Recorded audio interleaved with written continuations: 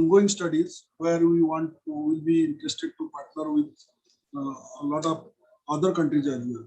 The objective of this webinar is in line with the center's objective and interest to learn lessons from editors' experience on art of crafting research paper in top quality journal. This webinar has representation from more than 400 participants from leading academia, industry. Before I proceed to invite my colleague, Professor Priyanka, to coordinate the webinar, I would like to introduce Professor Yogesh and Professor Paul in brief, and then I will tell about the important discussion areas where the participants have raised their concern. Professor Yogesh Dwivedi is a professor of digital marketing and innovation, founding director of Emerging Market Research Center, and co-director of research at the School of Management, Shansha University, Wales, UK. Professor Dwivedi is currently leading the International Journal of Information Management. This is a BDC ranked A-star as its editor-in-chief, one of the top journal in information system and management, and also marketing, digital marketing. Professor Dwivedi's research interests are at the interface of information systems, marketing and operations management, focusing on issues related to consumer adoption and diffusion of emerging digital innovation technologies, blockchain, social media, use of information system and information technology for operations and supply chain management, digital management, digital business, digital marketing, particularly in the context of emerging markets. Professor Dwivedi is listed as a top 50 researcher within the guide of research ranking of for computer science in the United Kingdom. According to citations by Google Scholar, Professor Dwivedi appears as a top 50 most cited researcher in the information systems area and second most cited researcher for electronic government. In addition to receiving a strong citation count of his research output, recent bibliometric studies have recognized Professor Dwivedi as one of the most prolific researchers within the electronic government area. He has co-edited, co-authored more than 20 books on technology adoption, e-government, information systems theory, word of mouth, social media, which have been published by international publishers. He has published around 300 papers in several top quality journals. Professor Dwivedi is an associate editor. Apart from editor of International Journal of Information Management, he is associated as an associate editor in Government Information Quarterly, Journal of Business Research, European Journal of Marketing, International Journal of Electronic Government Research, and senior editor of Journal of Electronic Commerce Research. He is the founding editor of the Springer book series on advances in theory and practice of emerging markets. Our another esteemed speaker, Professor Paul Jones, is the head of the business department at Shoshana University School of Management. He is also professor of entrepreneurship and innovation.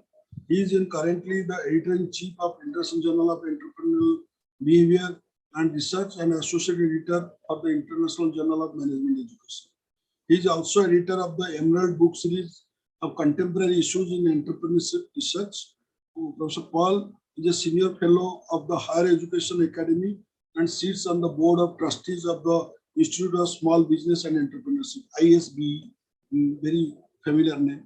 He is particularly interested in the entrepreneurial research in developing world countries such as Africa, Asia, and Southeast Asia. During his academic career to date, he has generated over £1.4 million in external grant income.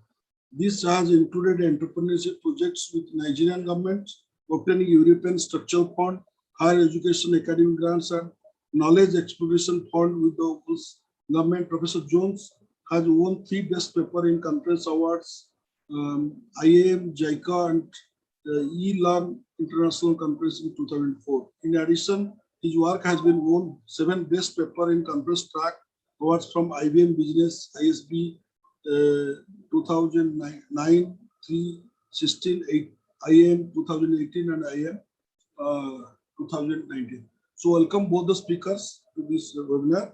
I'm proposing to address following major queries. These are some general queries.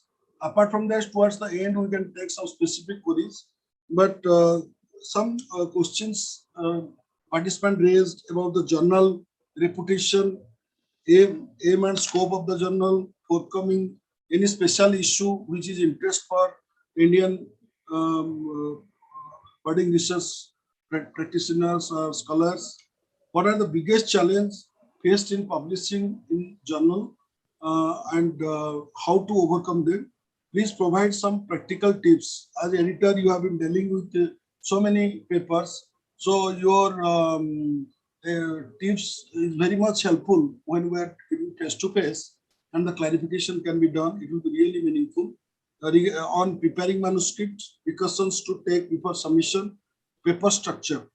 What are the major review criteria your journal is adopting, and what is the most important thing that you are considering when you are selecting or rejecting the paper? Major reasons. After submission, how long it takes, cycle time. Some journals provide statistical data. What differences have you noticed between papers from India and other countries? How does the word limit change with the nature of article, such as conceptual review and empirical studies? So many authors have concern whether these pure qualitative papers are published in journals are given some emphasis with a lesser number of data points. Time from submission to publication journal. Are any prior credential necessary to enhance the validity of a paper submitted in journal? Please guide regarding the best source, paid or non-paid, for checking the plagiarism. So now I would like to request Professor Priyanka to coordinate the workshop and handing over the session to Professor Priyanka. Okay, thank you. Can you hear me clearly? Yes, yes. Great. Many thanks. Priyanka, just Professor Priyanka, just tell 1 minute, then you can start. Just yeah.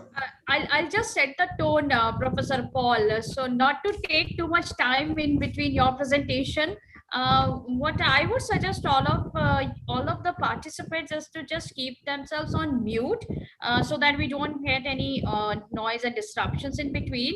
I'm sure that as Professor Paul and then Professor Yogesh Dwivedi, as they go on with their talks, you will have many more questions than what you have posted during registration. So please use the chat functionality and put all your questions in that chat functionality. So once both the speakers are done with their discussions, we will take one by one all those questions, and I'll moderate and we'll ask each of the eminent faculty the question. You can also put to which faculty you would like to address the question. Specifically, if is it for any of them, it's fine. In case it is for any one of them, please mention who you would like to get the answer.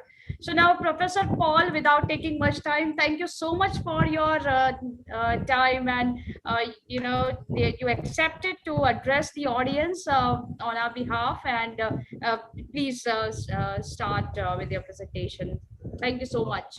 Okay, many thanks. Many thanks to the CMEE for their kind invitation to speak today.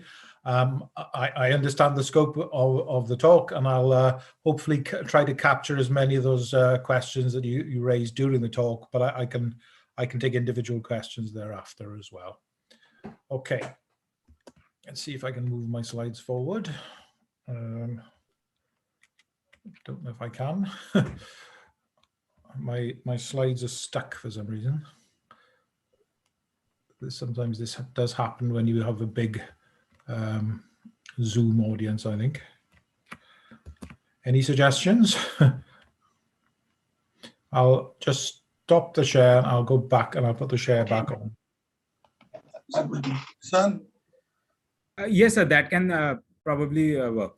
Yeah. Yes, sir, we are now able to see it again.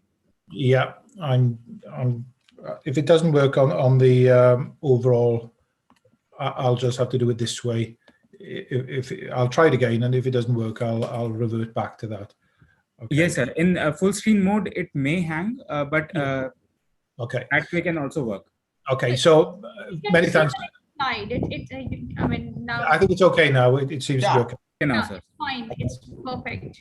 Okay, so many thanks for the detailed introduction. As noted, I'm the journal editor of the International Journal of Entrepreneurial Behavior and Research. and I'm also the associate editor of the Management Learning Journal, International Journal of Management Education. And I also look after a book series as well in entrepreneurial behaviors. I've got a lot of experience in working for other publishers. I've run over 20 special issues for other journals. So I've got a lot of experience in managing journals and working with different publishing houses, which I'll bring to bear. So in terms of the talk today, I suppose I offer multiple perspectives. As an active researcher, I publish fairly prolifically in a range of journals. I try to publish in quality journals, but I also try to publish areas of interest to myself, and sometimes those papers come out in lower ranking journals. I speak as a department, or as a head of a school, and as a head of a school, I often have to employ new academics, so I have to assess their level of research and the quality of their research. So I bring that experience to bear as well. I'm a journal editor, so my ambitions in terms of my journal are to grow my journal, but also to service my academic community, to help my academic community, to help academics grow within the discipline of entrepreneurships. And I'm also, I suppose, used to assessing and evaluating the quality of academic papers. That's a key requirement for any journal, is to make an assessment about the quality of an article submitted to us. And the other thing we do, and Yogesh will also has this experience, is in the UK we have a cycle of every 5 or 6 years we assess the quality of research within every university. So every academic that works in a university has their research assessed, and we call this exercise REF, the Research Evaluation Framework. And within the School of Management, I was one of the leads in how we assessed and evaluated the school research. So I'll bear that experience. So I've got these multiple perspectives which I will make reference to as I go through this research. Now, I made reference to REF in the previous slide. So REF is this research evaluation exercise that we use in the UK. And the definitions that are given us within this exercise are useful when we consider our own research and when I consider my own journal. Okay, so we have different classifications of journals, 4-star being the very highest and 0 being the lowest. Okay, and we want, in any British university, we want our researchers to be doing 4-star and 3-star work. Okay, so 4-star is world leading and originality, significance and rigor, and 3-star is internationally excellent. So we want all our researchers to be returning work of that standard. So when you think about your own research outputs, you've got to think about the quality of those articles. Are they internationally excellent? Are they world leading? Okay. 2-star work is also a very good standard, and it is recognized internationally. Okay, so sometimes when we receive work as journal editors, we have to look at it and think about the quality of it. Is it international level work? Is it national level work, etc.? Okay, so think about those definitions when you look at your research papers, and think about, do you meet that definition? Now, as a researcher, I have to make an assessment with every single paper that I write about the quality of the articles and where I should submit those articles to. Now, this is quite a challenging thing to do because there are so many different measurements of research quality. Now, in the UK, we have quite a well-known ranking system called the Chartered Association of Business Schools. Now, sometimes we call it CABS, sometimes we call it ABS. And a lot of universities use this ABS system to evaluate the quality of their research, but a lot don't use it. And it's quite a subjective and a controversial measurement of the quality of a journal article. there are other, I know the CAB systems draws on different evidence. So it uses the Scopus measurement and it uses the Clarivate analytics measurement, but it seems to use a range of other different metrics as well. And sometimes it ignores statistical evidence in the assessment of the quality of its articles. So what I would suggest you do when you want to identify a good journal to target is use as many sources of evidence as you can find. Scopus, Clarivate Analytics are well-known international measurements of the quality of a journal in terms of its site score, and they're generally annual measurements, so they change on an annual basis. So my journal will have a Clarivate Analytics score and it will have a Scopus score, and those are annually changing. So you can get a trend analysis of how a journal is performing over a period of time.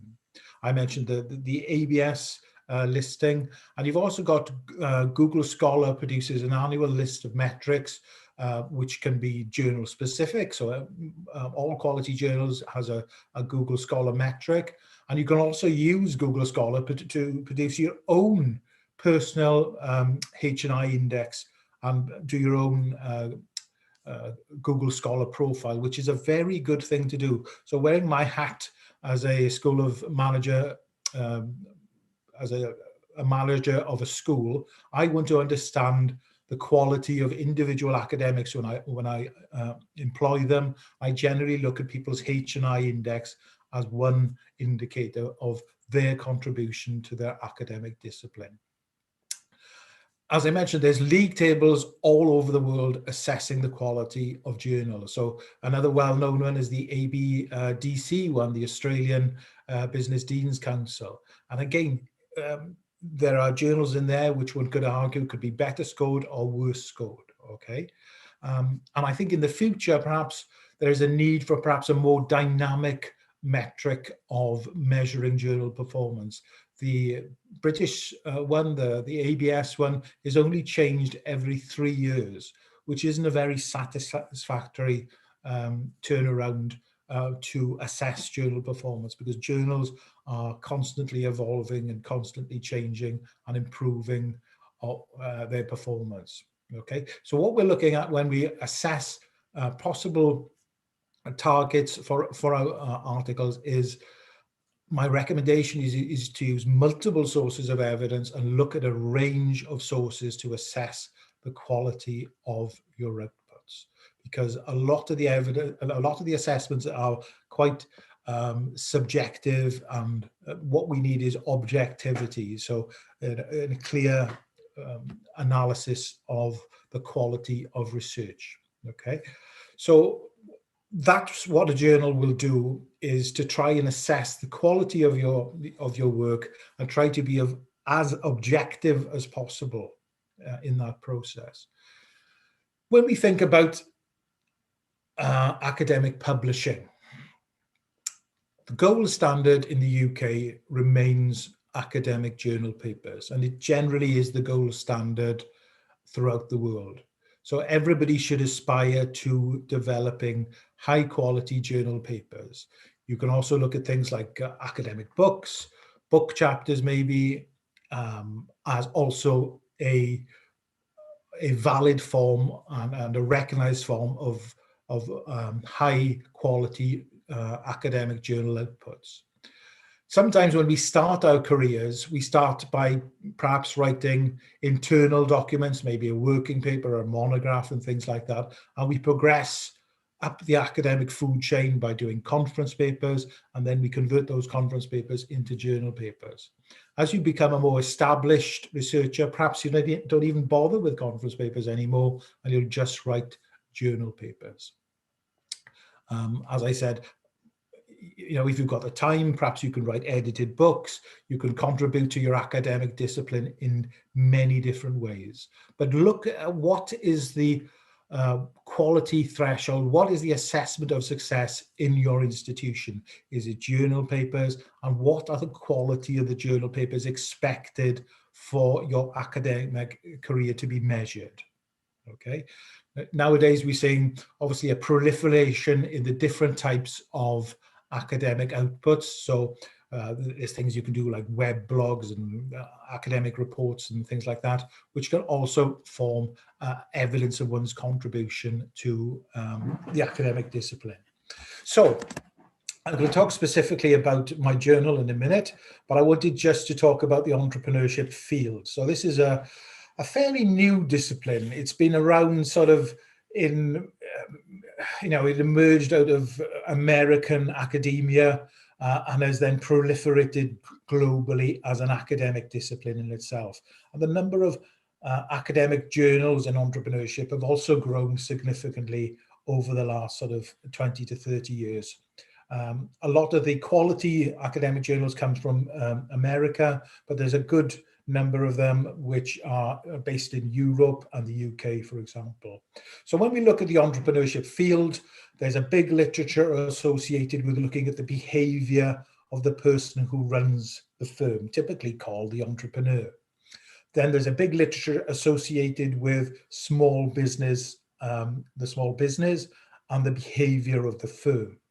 Now, my work at the moment, my fields, I do publish in entrepreneurial behavior, I publish in small business management. So my unit of analysis can be the entrepreneur, but it can also be the firm itself.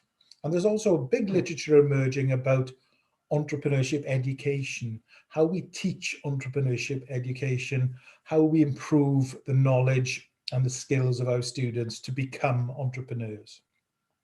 And as a relatively new field, the field has grown significantly. So there have been subfields emerging, fields like innovation, family business, female entrepreneurship, and there are a group of journals emerging to support these subfields as well. Social entrepreneurship would be another one, technology entrepreneurship. So the field continues to evolve very, very rapidly, and it continues to evolve, and the journals within the field continue to grow their reputation.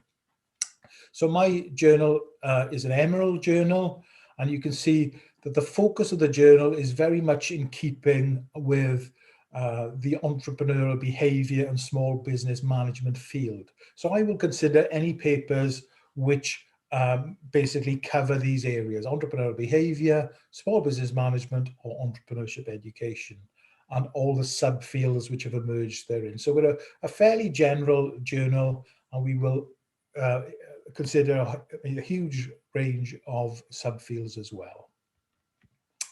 So my journal, I suppose it's still relatively new as a journal. It was founded in 1995. We're in our 27th volume. And we had some good news this week that we were ranked as an ABS 3 journal for the first time by the CABS system. As I mentioned, the CABS system is a little bit subjective, so it's one of the measurements of the success. So we got our full impact factor back in 2017. Our actual Clarivate Analytics impact factor, this used to be called the Thomson Reuters, but now has been renamed as Clarivate Analytics, is 3.529. And hopefully that figure will increase again. I think the new impact factors are coming out at the end of this month.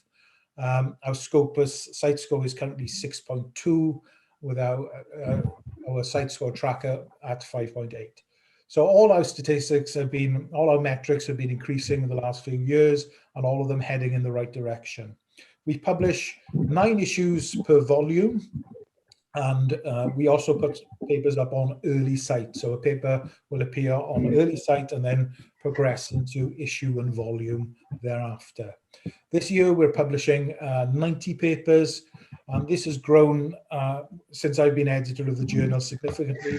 When I was initially the editor in 2014, we only published 30 papers. So we've seen a progressive growth of manuscripts under my stewardship of the journal. Our rejection rate is quite high. It is approximately 92% at the moment. With all quality journals, there is a high rejection rate. Actually, my submission rate was incorrect. In 2020, I took over 1,000 submissions last year, and I expect to take more than 1,000 submissions this year as well. So the job of the journal editor is to look at all these, all these submissions and to make a judgment whether a paper will progress into the full review process. There was a query about special issues. We do quite a number of special issues, and at the moment I have got the following calls active within the journal. So if anybody's interested in these topics, I try to publish on topical areas, new and emerging areas. As you can see, things like artificial intelligence and its impact on entrepreneurial behavior, the impact of COVID on the performance of ethnic businesses, international entrepreneurship, and how entrepreneurship is solving societal problems. So please have a look at those special issues. I'll make sure this PowerPoint is passed on afterwards, and all those links are live, and you can just click to link across to the special issue call. So as I mentioned, as the editor-in-chief of the journal, I make a decision alongside the desk review editor. So the two of us have to agree if a paper is going to progress into the full review process. If one of us thinks a paper is not good enough, the paper will not progress. And we try to make an immediate decision within about 2 days whether a paper will progress into the full review process. And I would stress that if your work is regularly getting into the review process, you are passing a quality threshold within that academic journal. So that's a very good sign that your work is of sufficient quality. If you're getting desk rejected, that suggests that you are not meeting the initial quality threshold. So it is about assessing the quality of your work initially and identifying whether it is good enough to meet that initial threshold standard. So if the desk review editor and I agree that a paper should progress, then basically I will allocate it out to, I have 9 associate editors who work within my journal at the moment. I will be expanding that team shortly. And basically the associate or co-editor will take on that journal, and then they will appoint 3 reviewers to each paper. Generally, the turnaround time for the journal is about 32 days for the first decision. It's been quite a challenging year in terms of finding reviewers. Our submissions have gone up, but it's probably a trend across academia that academics this year have been more reluctant to review papers because of the increased workload of COVID upon them. And I would ask all of you as members of an academic community to if you haven't been reviewing, to please go back to reviewing, because if we don't have reviewers, we won't have that throughput of papers, and academia will grind to a halt. So all of us as members of the academic community, as part of our service to academia, and it's something you can put on your CV, should be looking to review papers for your academic community. So if you're interested in reviewing for algebra, please just drop me an email and I'll explain the process. So, the purpose of the reviewer is to assess the quality of a manuscript and make a recommendation on what needs to be improved, whether it can be published, etc. And then basically I come into the process when the associate editor has got the reviews on the paper and is looking to make a judgment. So generally I'll trust my co-editors, associate editors to make a decision. They usually involve me if there's some confusion, or if they need some clarification or some support in making a decision on an article. The time involved with a paper being published, as I said, the first decision round is normally about 30 days. Sometimes then obviously a paper goes back out to the authors and is improved and comes back into the system, has to go back out to review. Sometimes that is the time scale. That's when the time scale gets extended significantly. Generally, a paper gets accepted on the first or second round of revision, so R1 or R2. So generally, I would say a paper would get accepted probably within about 100 days of first being written, okay? But it depends on the time scales involved with the authors and also the reviewers. So there's an element of ambiguity about that. The reasons we desk reject, and I'm sure these are common with most journals: does the manuscript fit with the aim and scope of the journal? Sometimes I get papers which have no relevance whatsoever to entrepreneurial behavior or small business management. If that is the case, I will reject them. Okay, so they've got to be relevant towards the focus of my journal. Does a paper meet the minimum academic quality standards? So, for example, is the paper in the correct format? Is it appropriately structured? If it is not, I will reject it.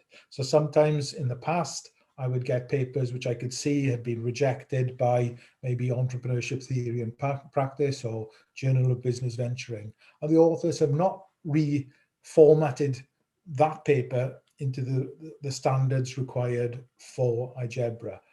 You know, please do me the service of reformatting the paper, or I will reject it. Okay. Now, perhaps the most important thing about whether a paper will progress is whether it makes a contribution to knowledge. So if I was to read your paper, I would want to learn something new. I would want to understand something or appreciate a research concept in a slightly different way, okay? I would want to enhance my knowledge of a research phenomena, of an existing theory perhaps. So does your work contribute to knowledge? And I call this the 15-minute test. Because I get over 1,000 manuscript submissions every year, and I'm a professor, I'm a director of a school, I'm an incredibly busy human being. So I don't have a huge amount of time to evaluate articles. So I'll call it the 15-minute test. I'll read the abstract, I'll read the introduction. If I'm still interested, I'll have a look at the methodology, and then I'll have a look at the conclusion. If you can't convince me within 15 minutes that your paper is of sufficient quality, I will reject it.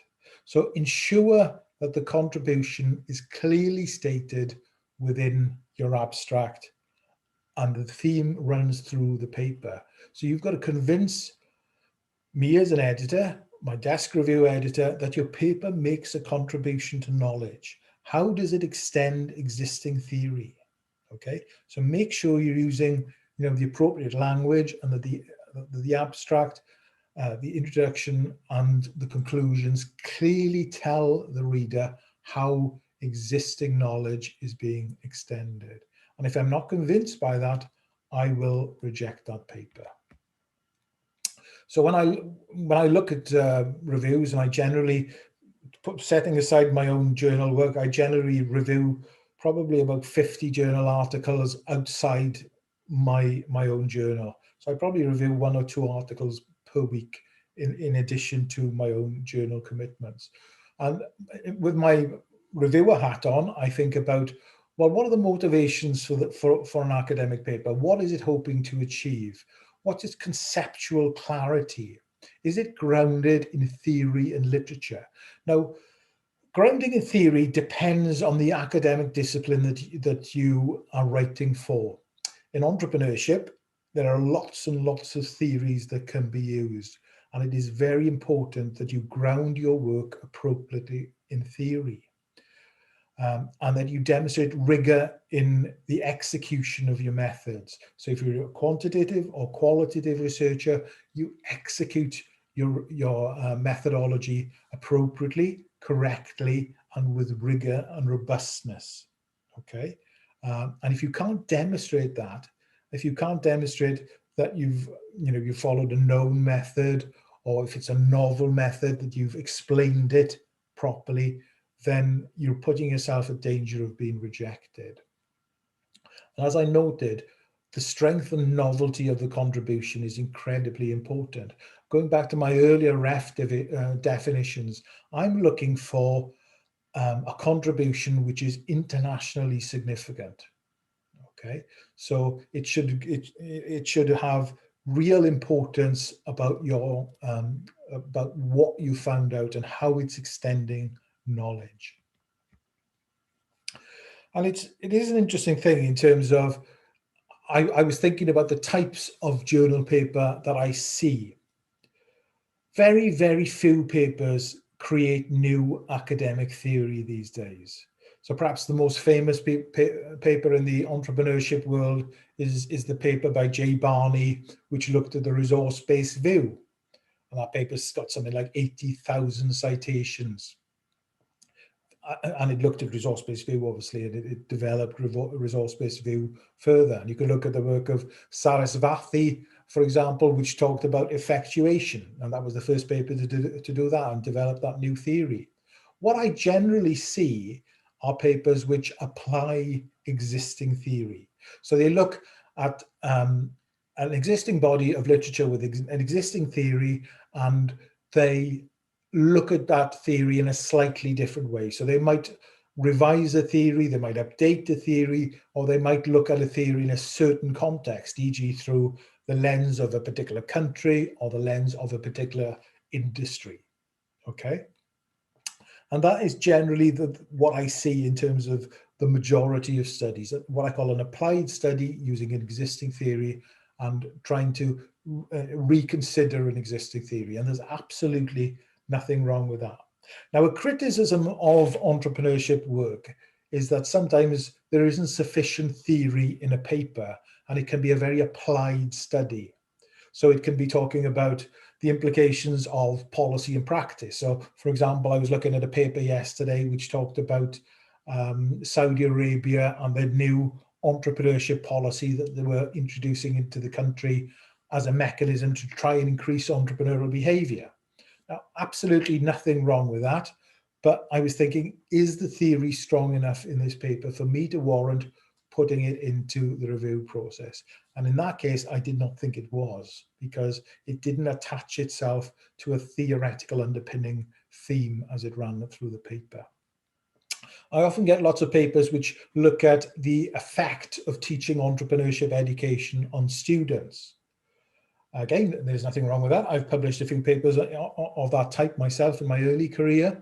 But what I do expect from my authors is that they have rigor in that type of research. So I will not put into review a study which is only considered student behavior from one university. I would expect data to be collected from at least 3 different universities to have that rigor and value that I would put into the review. Sometimes I get papers which propose a new methodology. I don't get them very often, to be honest. So there's a lot of background noise going on. Somebody's got their mute off, I suspect. So can they put that off, please? So sometimes you get novel methodologies, and there's a lot of new fuzzy methods appearing, a lot of quantitative fuzzy methods. Things like FSQCA is now becoming a widely accepted method in its use in business management. And I would encourage people to embrace novel quantitative and qualitative methods if they have the capability and skills to use such a method, and combinations of the above. So for me, the perfect paper is something which perhaps applies an existing theory with a novel method and does it in a way that creates a great contribution to knowledge. And I don't want people to get stuck on this concept of theory. A theory is just a collection of ideas, of existing ideas about how a behavior occurs. Yeah. So be careful, when you look at theory, generally don't create new theory, you're just applying an existing theory. And I'll give some examples there on this slide about all the, this is not an exclusive list, but there's things like structuration, institutional, social capital, behavioral theories, looking at how firms behave, about how entrepreneurs behave as well. So make sure if you're writing for an entrepreneurship journal that you have an underpinning theory running through the paper. So reasons for rejection, the scope of the research. Maybe it's done in a single country context. And if it is a single country context study, it's probably of that ref level 2 standard. And I'm only interested in ref level 3 or ref level 4 standard work.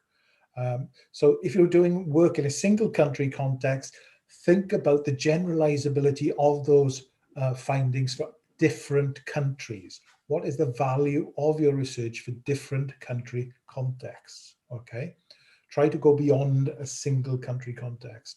As I mentioned before, get a lot of work in the wrong format. I will generally reject it, or I will reject it. Sometimes if I think if the work has merit, I will advise them how the work can be improved, and then I'll give them clear instructions. It is important to write well. I'm an English language speaker, obviously. I often get my work proofread by a specialist copy editor if I'm submitting to a very good journal, because it's important that the clarity of the message is there in the work. Okay, so even as an English language speaker, I will get my work proofread by a copy editor. As I mentioned before, lack of connection to academic theory and a flawed methodology. So I generally don't publish work without an empirical element. So I get lots of literature reviews sent to me, which you can see are coming straight out of a PhD. I generally don't publish literature review type work. There are plenty of good journals out there. The International Journal of Management Reviews is a specialist journal for management reviews, evaluating the literature within a particular area. So I probably reject sort of 99 out of 100 literature review type works. And as I mentioned before, if it's student data, I wouldn't publish single institutional studies. It would have to be multi institutional data for me to consider putting it into review. A lot of journals don't like student data, so you've got to be very careful. You know, if you're doing student data type work, you can publish it, but sometimes the quality of the journal is a middle ranking or a lower ranking journal. The paper will probably cite well. I've certainly got a few papers like that, and they've cited well, and they continue to cite well. But sometimes you can't publish them in the higher ranking journals. I like structure in my journal articles. So for algebra, so the abstract is a structured abstract with a number of a series of titles, which should be around 250 to 400 words. Introduction is incredibly important. What are the aim? What are the objectives of your work? An introduction should be about 4 paragraphs. It shouldn't be much longer than that. And it should clearly set up the paper for the reader, for them to understand what you're investigating and why that area is important. When you do a literature review, make sure you embed your literature in your target journal, because you're extending that discussion within that particular journal. So it is important you cite relevant papers within your target journal. You're establishing what the gaps in the knowledge are. And I always like to see, for qualitative work, a conceptual framework, or if it's a quantitative piece, I like to see a theoretical framework. Basically the same things. They're they're a critical diagrammatic version of the research area, a summary in a diagram version to demonstrate the area of investigation. I like to see research questions or hypotheses with quantitative work, but I don't mind research questions with quantitative work either. In terms of the methodology, I like the methodology section to demonstrate that you have used prior precedent literature. So there's 2 types of literature: methodology literature and demonstrating that you can evidence where a study has been done previously in this particular area. So if you can cite papers in entrepreneurship which have used this method before. It's a precedent for that approach. Okay, so execution of the methodology is incredibly important, especially with qualitative work. It has to be rigorous. It has to demonstrate, with qualitative work, you're trying to achieve data saturation generally. So you've got to clearly evidence an appropriate process has been undertaken. I equally value quantitative and qualitative work, and Algebra publishes quite a lot of qualitative work. So there's no problem about it as a methodology or as an approach, but it has to be well done. I like to see a very structured series of sections in my papers. I like to see a finding section where the results are clearly presented, and thereafter discussion and conclusions. For the discussion section, I like to see the research questions or hypotheses being clearly answered in comparison to the existing literature. And then my conclusion is confirming the overall contribution to knowledge achieved, the implications for policy and practice, study limitations, and further research opportunities. And please make sure you reference per the journal style. It is important. So I'm coming to my last few slides now. These are sort of general tips. Understand the scope of your research. Is it good enough for your target journal? A top tip usually in terms of looking at your reference list and seeing which journals you're citing is usually a first guide as to the journals that you should be targeting. For some journals, the letter to the editors is quite important. I was talking to a researcher, well-known German researcher called Friederike Welter, and she was talking about entrepreneurship theory and practice, and the expectation regarding a letter to entrepreneurship theory and practice is that it should clearly state where your paper and by who has your work been informally assessed by before it goes into the review process with entrepreneurship theory and practice. So the expectation is that you're giving your work to experienced professors who are reading it, assessing it, before you submit it to like entrepreneurship theory and practice. Don't be afraid to contact a journal editor and ask them about your if they're interested in your work. I always respond to any inquiry regarding a paper. So sometimes it's easier to do that, to find out if the editor is interested before you make that submission. As I mentioned before, when I was a young academic, I used to go to quite a number of conferences. I like to listen to the research leaders, people like Yogesh, who will be listening to later. Listen to the good people. Listen to what they are saying about the opportunities in the field. Work with good people, preferably international. So when you start your career, you tend to work with the people, maybe your PhD friends. Then maybe when you get your first job in academia, you work with the people in the department. Develop your networks. Work with people in the States, people in the UK. Look to work with international scholars. Ask them if they're interested in working with you. And what are your core skills? When I started out, I was probably a qualitative researcher. Now I do quants and I do qual, but I generally act as a sort of a shaper and as a finisher on papers these days because of the time I have for research. So what skills are you going to bring to any research group? Is it maybe you've got the idea, you're going to scope the literature, and then you'll bring in other people to support you. Maybe you're good enough to work as a single researcher. These days it's becoming more and more unusual, and people tend to work in larger research teams because research is becoming more and more challenging. And look to develop your skill base. Look to work in different areas and maybe start with a niche area, but then develop other areas of expertise, because research evolves, it develops, and sometimes a research area becomes redundant and people don't publish in that area that often anymore. So you've got to look for the next area to move into.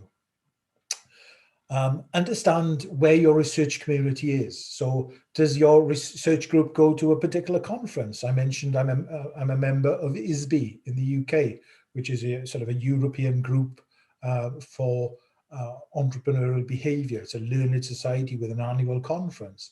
So I might go to a UK conference, and I might go to an international conference every year if I've got the time.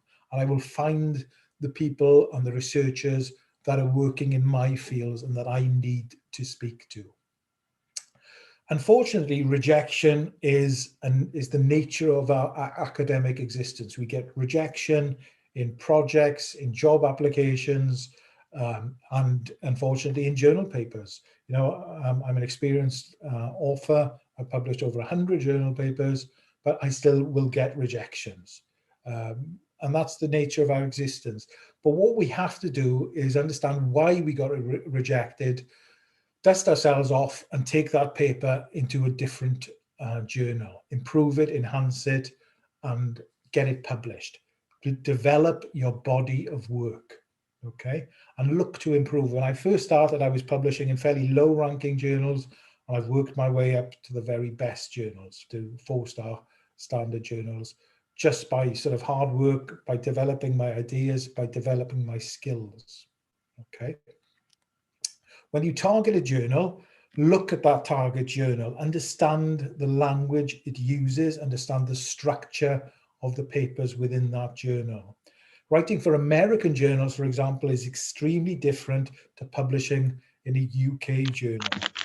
American journals tend to be very focused in the language of that academic discipline through an American lens. So I remember once reading an entrepreneurship paper from an American journal. It had 120 references in its reference list, and 119 of them were American. So, you know, it's almost excluding a European literature to look at something through an almost exclusive American perspective. So you've got to be careful of setting your sights on appropriate journals and writing in the appropriate way. So understand your target journal, read some of the papers from it, understand how papers are structured. You can recommend reviewers for a paper. Generally, as I mentioned, I generally use 3 reviewers for every paper. Probably, you know, if somebody's recommended a reviewer, I'll check them out. And if I think they're a potentially decent reviewer and you shouldn't have published with that person, you know, they should be independent to you in terms of your research network. He bought the domain of trickiespeak.com and he puts up another LinkedIn class under. Sorry, I'm not sure what that was. And as I said, keep on, if your work is rejected, keep on developing it, be a completer finisher, and keep developing your expertise. These are sort of personal things that I don't like. Inappropriate terminology. So sometimes the word model gets used, misused in a qualitative type piece, or in a quantitative paper even. So for me, a model is something which has to be tested. So if you don't test something, then use language like theoretical framework or conceptual framework. Try not to use the word model because it doesn't really fit in terms of something. I don't like papers being written in the first person, and I don't like subjective language. So language like interesting, nice, better on the one hand, on the other hand, they're basically all opinion statements, and language like that should be avoided. And when you're writing a literature review, don't use he or she. You know, those are common sense things that a good author should be avoiding. And always underpin your work, okay? And make sure you use the right format and make sure that your work establishes the contribution clearly. So this is my last slide, and I'm repeating myself a little bit here. So execute your research with rigor. Make sure it's clearly underpinned. Make sure the paper is in the appropriate structure. As I mentioned, for qualitative work, I like research questions, I like conceptual frameworks, and I like to see data saturation being discussed. You know, you're looking to achieve a rich picture of observing a phenomena, capturing emergent behaviors. And for quantitative work, I like hypotheses or research questions. I don't really mind. I like to see a theoretical framework being presented, and I like to see, the methodology being clearly underpinned. So push the boundaries. Look for how you are going to achieve novel contributions to knowledge. Okay, try to be novel in your methodology as well. So that's me. I'm happy to take any questions, and I'll probably stop the share now. Well, I'll keep the share on in case I need to refer to any of the slides. So I'm happy to take any questions at this point. Hello, sir. My name is Firdaus, and I want to ask you one question regarding the plagiarism. Yeah. So one of the problems that we face is in terms of the methodology. When we use a method which has been already reported in some paper and we incorporate it in our paper, and we find that it gives us plagiarism. So when I try to put it on the Turnitin, it gives you very high plagiarism and then the journal doesn't accept it. What we are doing is that we are using a different material, but the experimental conditions are same. So in that case, how can we minimize the plagiarism? Well, as long as you're writing it as, sometimes when you represent a newish method, that you have to explain it clearly, and there's always a danger that sort of reproduction of explaining a methodology can be accused of plagiarism. What I would do is when I submit the paper, I would explain that clearly in my letter to the editor and note that this isn't being plagiarized. Simply, you are explaining the methodology, referring to the precedent provided by the person who has developed this method. And as long as it's underpinned and that you're clearly referencing the source, then it should be fine. Okay. Okay. Thank you. And the second thing is that regarding the pictures, when you take the picture. Firdaus, we would like to take up the questions towards the end. So that's what we thought. So kindly keep your questions, after Professor Yogesh Dwivedi has also shared his thoughts, because I feel many of your doubts would be cleared when he has also, presented.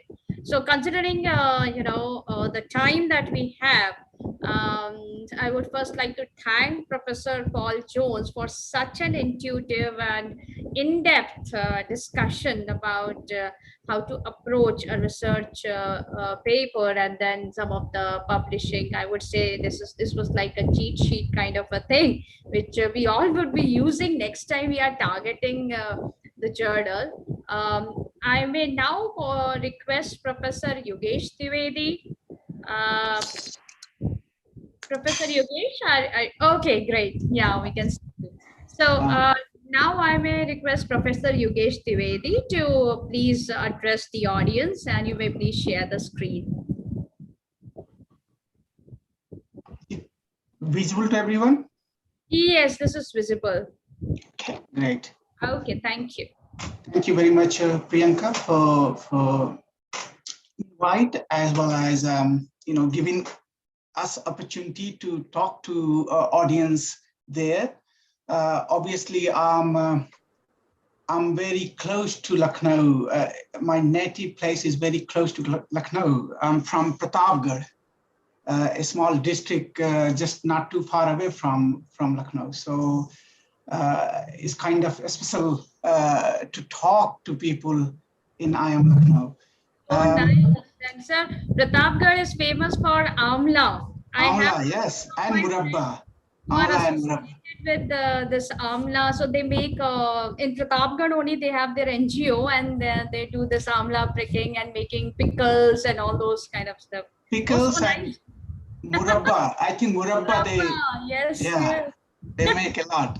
So it's my pleasure to be there to be with you today, and I guess Paul has already provided lots of details about the process, about the expectation, And this is not very different for anyone else, actually.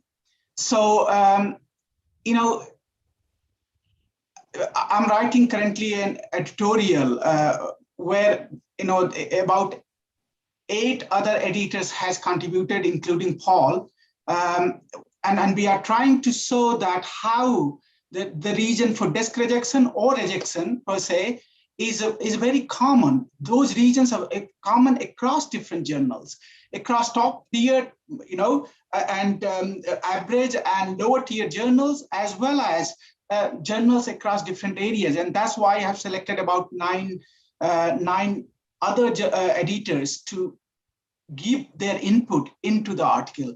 So very soon, probably next 2 months, it will be published, and then I will be happy to forward that to everyone. So regions are quite common, and you will see that whatever I will talk about will not be very different from what already Paul has mentioned.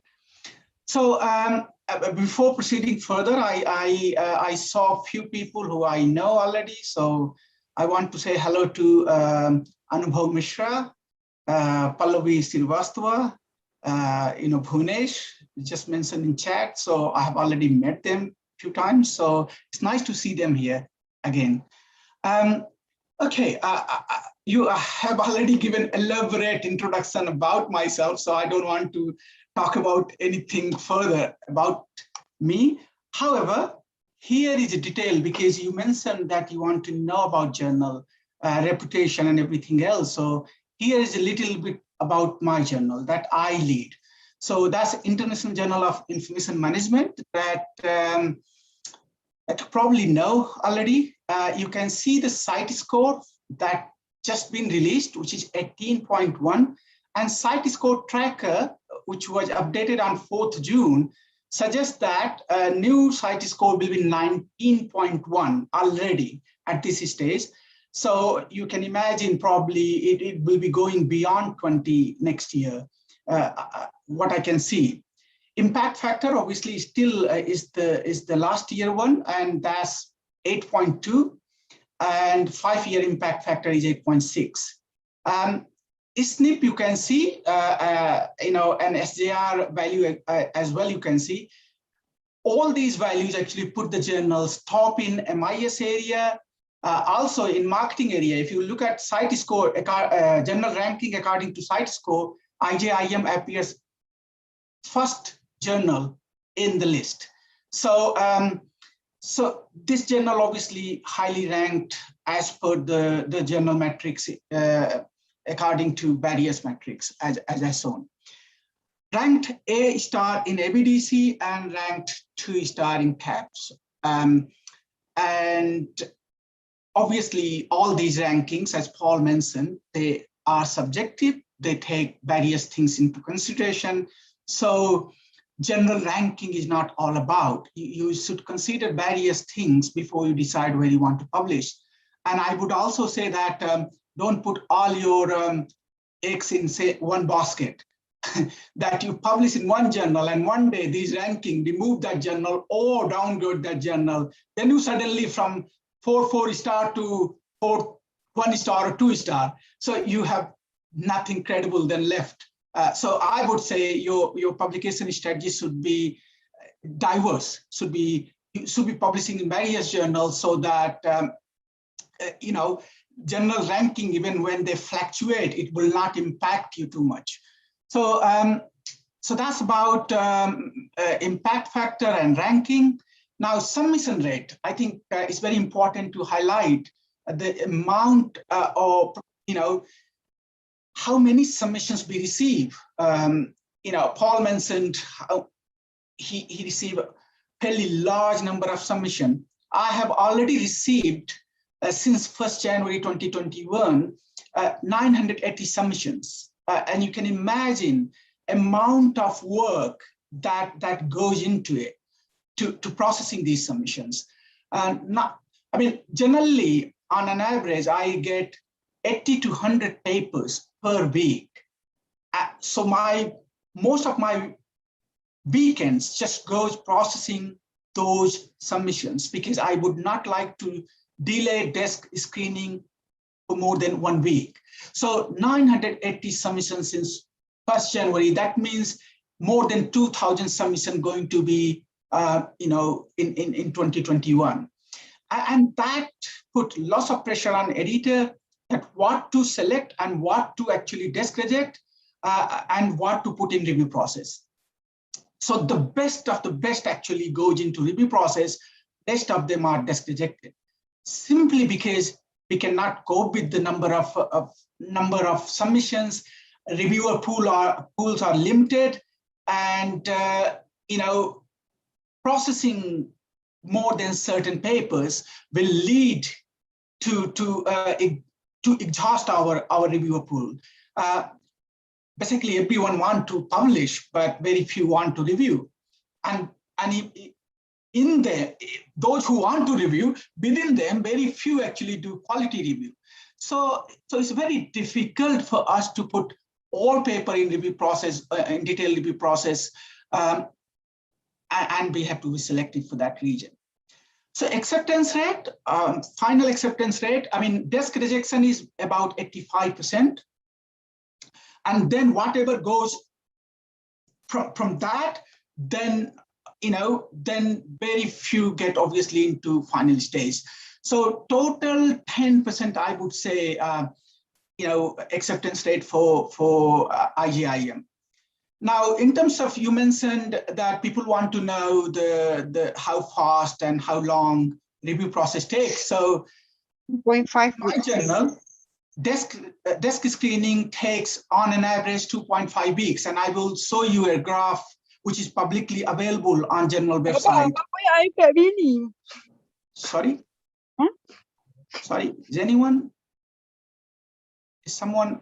I think someone just unmuted themselves. Sorry. Okay. I would request all the participants to please mute yourself to avoid any confusion while the session is on. Thank you.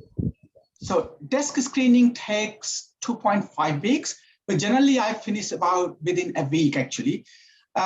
First review cycle, if the submission progresses to review stage, then first review cycle can take 1 to 4 months. It all depends upon how long reviewers take to agree and how long they take to submit their review.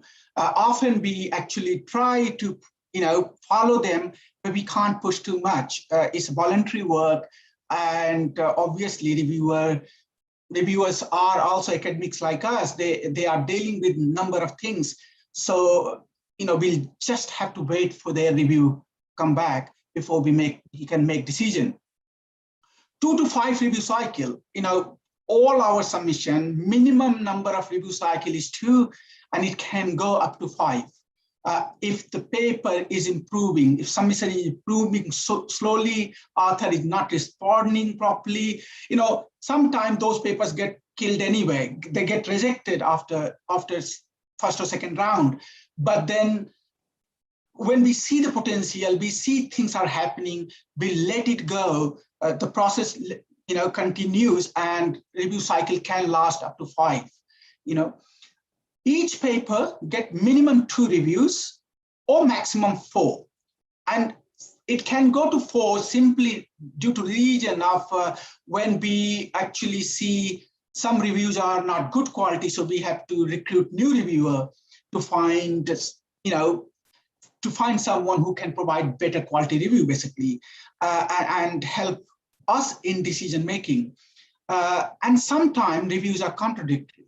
So one saying, minor, one saying reject. So what to do? I mean, we can take our decision, but it's better to be more objective. So we recruit at least one more reviewer who can decide which side to go, actually. So in that way, 2 to 4 reviewers be recruited to process our submission. So this is in a nutshell some information about journal, and you can see here review speed. This is publicly available on journal site. Anyone can go and see it, actually. So you can see that the review speed. So the dark shaded area is basically is a desk screening, which has reduced from about 5.5 weeks to 2.5 weeks since I took over this journal. And from first submission to final decision, again, the average time has reduced to about 4.5 weeks from about 7.5 weeks average. So this is average. Take it as an average, not individual paper timing. So you can imagine how much work going to process the submission to make this happen. Actually, it's incredible amount of work that we put as an editor every week, every day, in evening, every weekends. Otherwise, we cannot deal with it. So this is about review speed. Obviously, I will answer any further question that you may have later on. Here is a little about our reach, actually. So you can see that who reads our paper worldwide. So you can see that India is actually on 10th position. So it's quite well read in India, but it doesn't correspond to how many submissions we receive from India. Actually, I would expect many more people reading from India, given the number of people actually now submitting and number of people getting accepted in the journal. But you can see all other countries, and you can see the map actually is fairly distributed across the world, everywhere, almost all continent. This journal is being read and also being cited actually. So that said, here is authorship actually. So this is the detail about corresponding author. And you might be surprised or not so surprised that since I took over, now this is obviously data, recent data. So Indian authors are at 4th positions actually. So after US, China, and UK, maximum number of corresponding authors are from India. And despite a large rejection, and rejection is not obviously particular to India, is for everyone. But given that proportion of authors, corresponding authors are quite large from India, I would expect actually much more and much frequent readership from India, and people should be reading and utilizing journal articles from IJIM from there. But anyway, this is just to make a point that at the moment downloads and actual authorship doesn't correspond, but hopefully we see better things in future.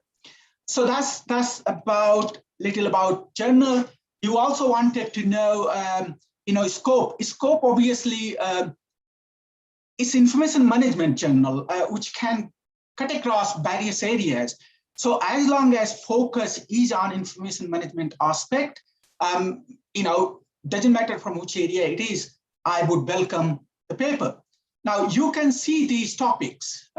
These are from last 3 years, from 2019 to 2021, which is during my time actually. I took over this journal in April 2018.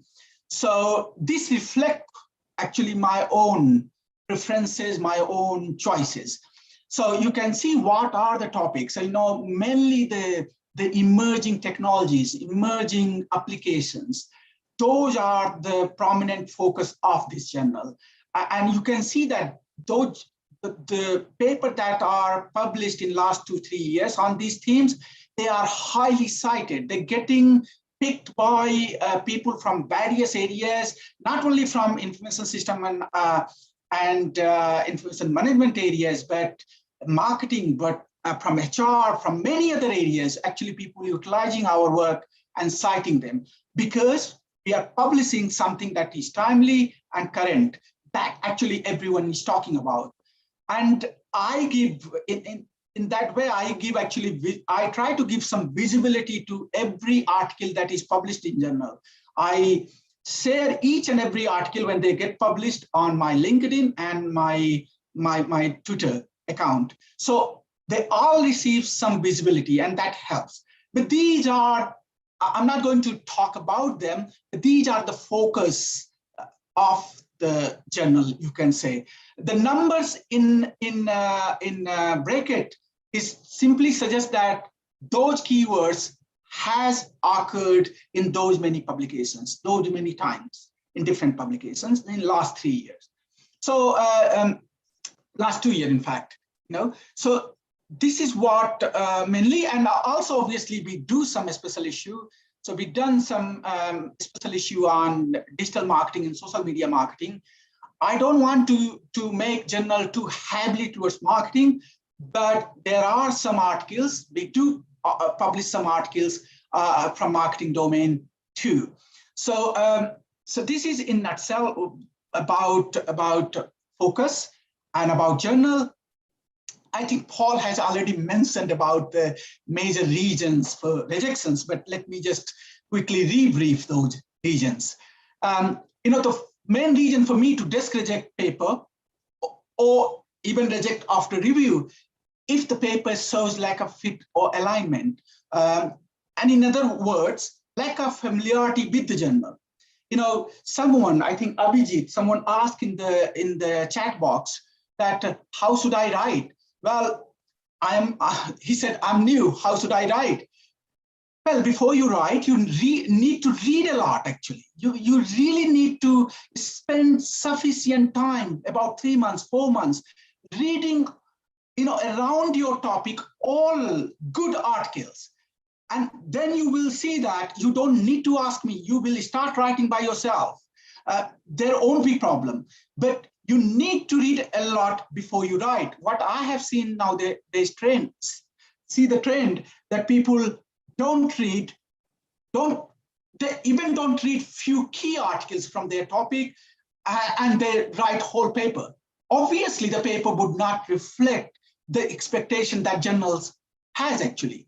So familiarity, when I say, I can say that, oh, this is what 4-star paper is, but you would, neither I would able to demonstrate you, nor you will able to understand unless you go and read 3, 4, 5 articles from that journal to see that actually what that quality means, what that actually, how it looks like, how argumentation is, how is it structured, all that, how the theory is being formulated, how methodology being used to test that theory, all that you can only understand when you read the papers from that particular journal. Doesn't matter how much I say, it will not help unless you read the paper. And if I don't see evidence of someone reading the journal, an article from the submission, my first instinct is reject the paper, because the paper does not reflect the essence of the journal, simple. So I do that regardless what else is in the journal. Imagine I'm processing 80 to 100 papers each weekends, 2 days. If I give 20 minutes, Paul is too generous to give 1 hour. I don't have 1 hour. I give 20 minutes each submission. In 20 minutes, I look at the paper, I look at the structure, I look at the contribution, and I need to see clearly how your paper is actually making contribution for my journal, not the contribution per se to anyone. So if I don't see that, the paper is a reject, simple. And this is how we reduce our burden, I would say. Not very well structured and well written submission. You would be surprised how many paper I receive that is so poorly written. So poorly written means various sections are missing. Some people think that submitting 2 pages or 5 pages is enough for a journal like IJIM or any other A-star journal. No, it's not. Look at the paper and see the level of development is done in the published paper. And you will yourself realize that how much work is needed to actually take the submission forward. So not well structured and not well written. I will talk about that a little bit more later on. Lack of novelty and timeliness. Something that was done 20 years ago or 15 years ago, and you're redoing it. You're reapplying same theory, same method, similar thing, very little uniqueness. not interested. I mean, that's not going to survive through our review process. Our reviewer will kill it. And therefore, I don't want to use my reviewers for a submission that's not going to survive. And therefore, I reject it based on lack of novelty or lack of sufficient contribution. Okay. So lack of rigor, literature review sloppy, hypothesis, a list of hypotheses provided without any justification, without any discussion. Well, what is your theory development there? Or if it's qualitative paper, result is described, quotes and quotes are given, but no actually further development is done in discussion section that shows that you have extended a particular theory that is qualitative or quantitative in nature through your qualitative work. If I don't see that, if I don't see very strong back end in qualitative paper, that is a direct desk screening reject, basically, for me. Methodology, insufficient detail, when your data was collected, how your data was collected, who was the respondent. All these details are crucial for editors to have confidence in your work before they forward to reviewers. And if these details are not there, the paper is rejected. Obviously, editor wouldn't write elaborate regions. They don't have time to do so. So they give very broad regions that lack of rigor, lack of sufficient contribution, lack of novelty. These are the keywords you hear again and again and again when your paper is rejected from desk. And this is simply because of the time constraint that the editors has. They can't describe everything. They can't write full review for the desk screening stage. And if your paper has gone to revision stage, often I have seen, some authors obviously do excellent job. They go beyond reviewers' comment. They create something that reviewer cannot touch and I cannot touch. And I am always so happy to accept those papers because author has really put their efforts. But then same time, there are a set of authors, there are several such examples where they actually try to write superficial responses on response sheet. They think that reviewer wouldn't check the response document, editor wouldn't check the response document. So they write the response, but they don't do any changes in the document actually. Or they do some changes in document, but they don't properly reflect in the response document. In both cases, it's really lethal. The reviewer get very upset and they recommend rejections. And if reviewer recommend rejections after first or second round, it's very difficult for editor to go beyond reviewer's recommendation and accept or give further opportunity to revise. So if you are given actually opportunity to revise, please do your best to revise. Don't do hasty work. Don't try to submit your revision in 10 days when you have been given one month. Put your effort, refine your revised version 1 time, 2 times, 3 times. Be sure that you are happy with the revision before you throw it to journal, before you submit it to journal. If you can't spend time on your own work, nobody else interested spending time on your work. So please ensure that you give enough time to your work to properly develop it, to properly revise it, and then only, submit to journal for consideration. Lack of contributions to scholarly community. I think Paul mentioned that you should actually participate as a reviewer, attend conferences, because all these are community building. All these are ways to understand what is expected by journals, what is expected by people in the area. Every area has its own language. Every journal has its own language. The way you want to communicate, the way you want to write. And if you are not learning through these scholarly activities, then obviously it's a difficult call. It's very difficult to say that, how quickly you will learn or how quickly you will be successful in publishing process. So these are the some regions, broad regions for rejections. But one thing I want to highlight through this slide is you might have excellent research, no problem. Sometimes people say, I have excellent research. Why you rejected it? But you have excellent research, but you have not communicated it well. You have written it poorly, you have structured it poorly. So excellent research can be rejected, and an average research can be actually accepted. It's all about how you communicate your work to your audience. And audience during the review cycle is your editor, is a reviewer, is associated editor. You really need to communicate the way they can understand. And if you are not doing that, then it will be a difficult call. So a very good research may not be published, and an average research might be published. And therefore, don't be surprised when an average research is published, because person actually communicated it well. So communicated in the way audience wanted, actually.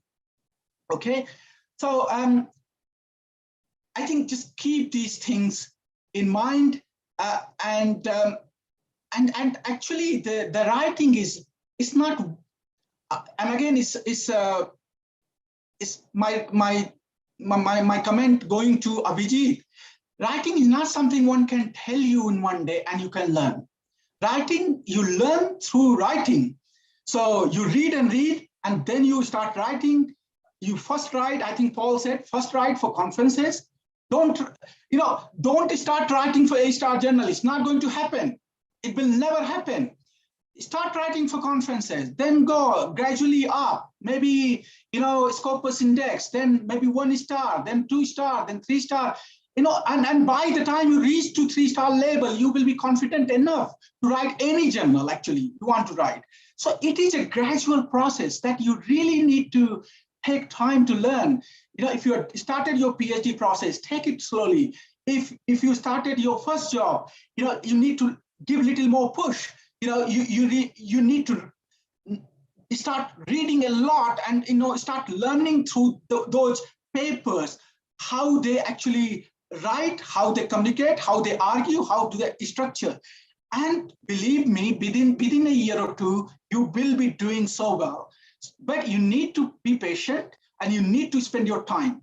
If you don't do, it's not going to happen. It's not overnight magic, for sure. It's no shortcut there. For writing top-level journals, within very short period of time, there is no shortcut for that. So you really need to just focus and go slow and learn through reading and writing. Okay, so I mean, how much time I have now, Priyanka? So actually, we as per the time schedule, it's about 5 minutes that we have.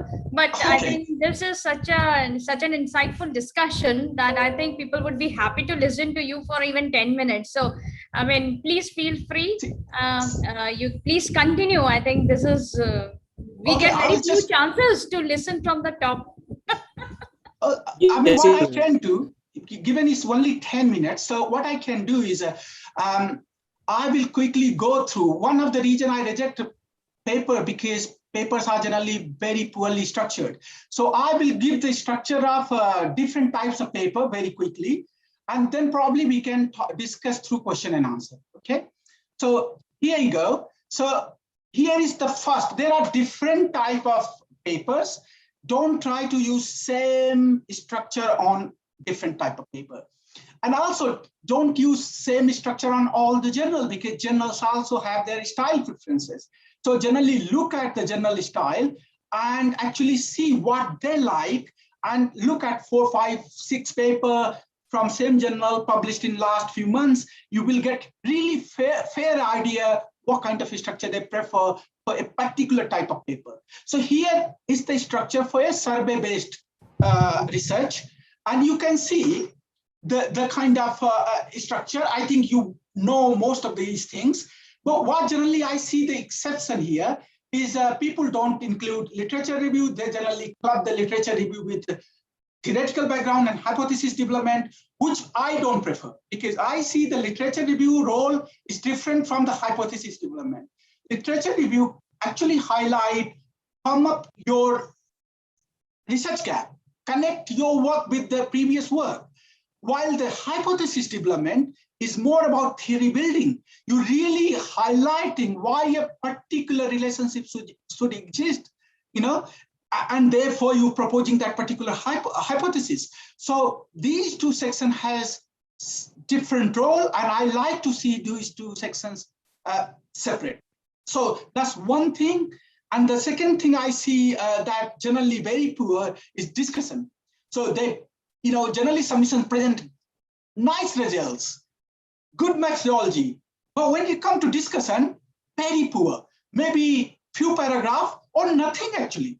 They just conclude and let it go. Obviously, those kind of paper direct reject with blind eye. I don't even go at all to look at anything. If you cannot synthesize your research, if you cannot tell what your contributions are, if you can't tell, I would not be able to tell that. So you must actually provide a strong synthesis of results in your discussion section, then actually discuss your theoretical contribution and any implications that you have for the theory that you have utilized. Then you move forward to go and give implications for practice. Yeah.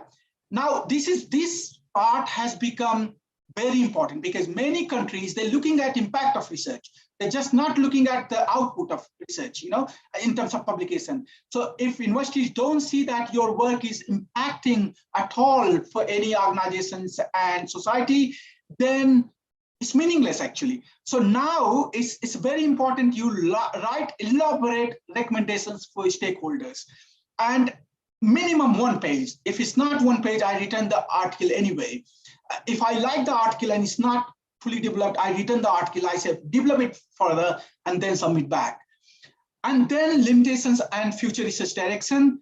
Finally, I also notice many people don't put conclusion, or generally they say concluding discussion. That's rubbish. I don't like that at all. Conclusion means you tell people in 2 minutes, read what is takeaway from your paper.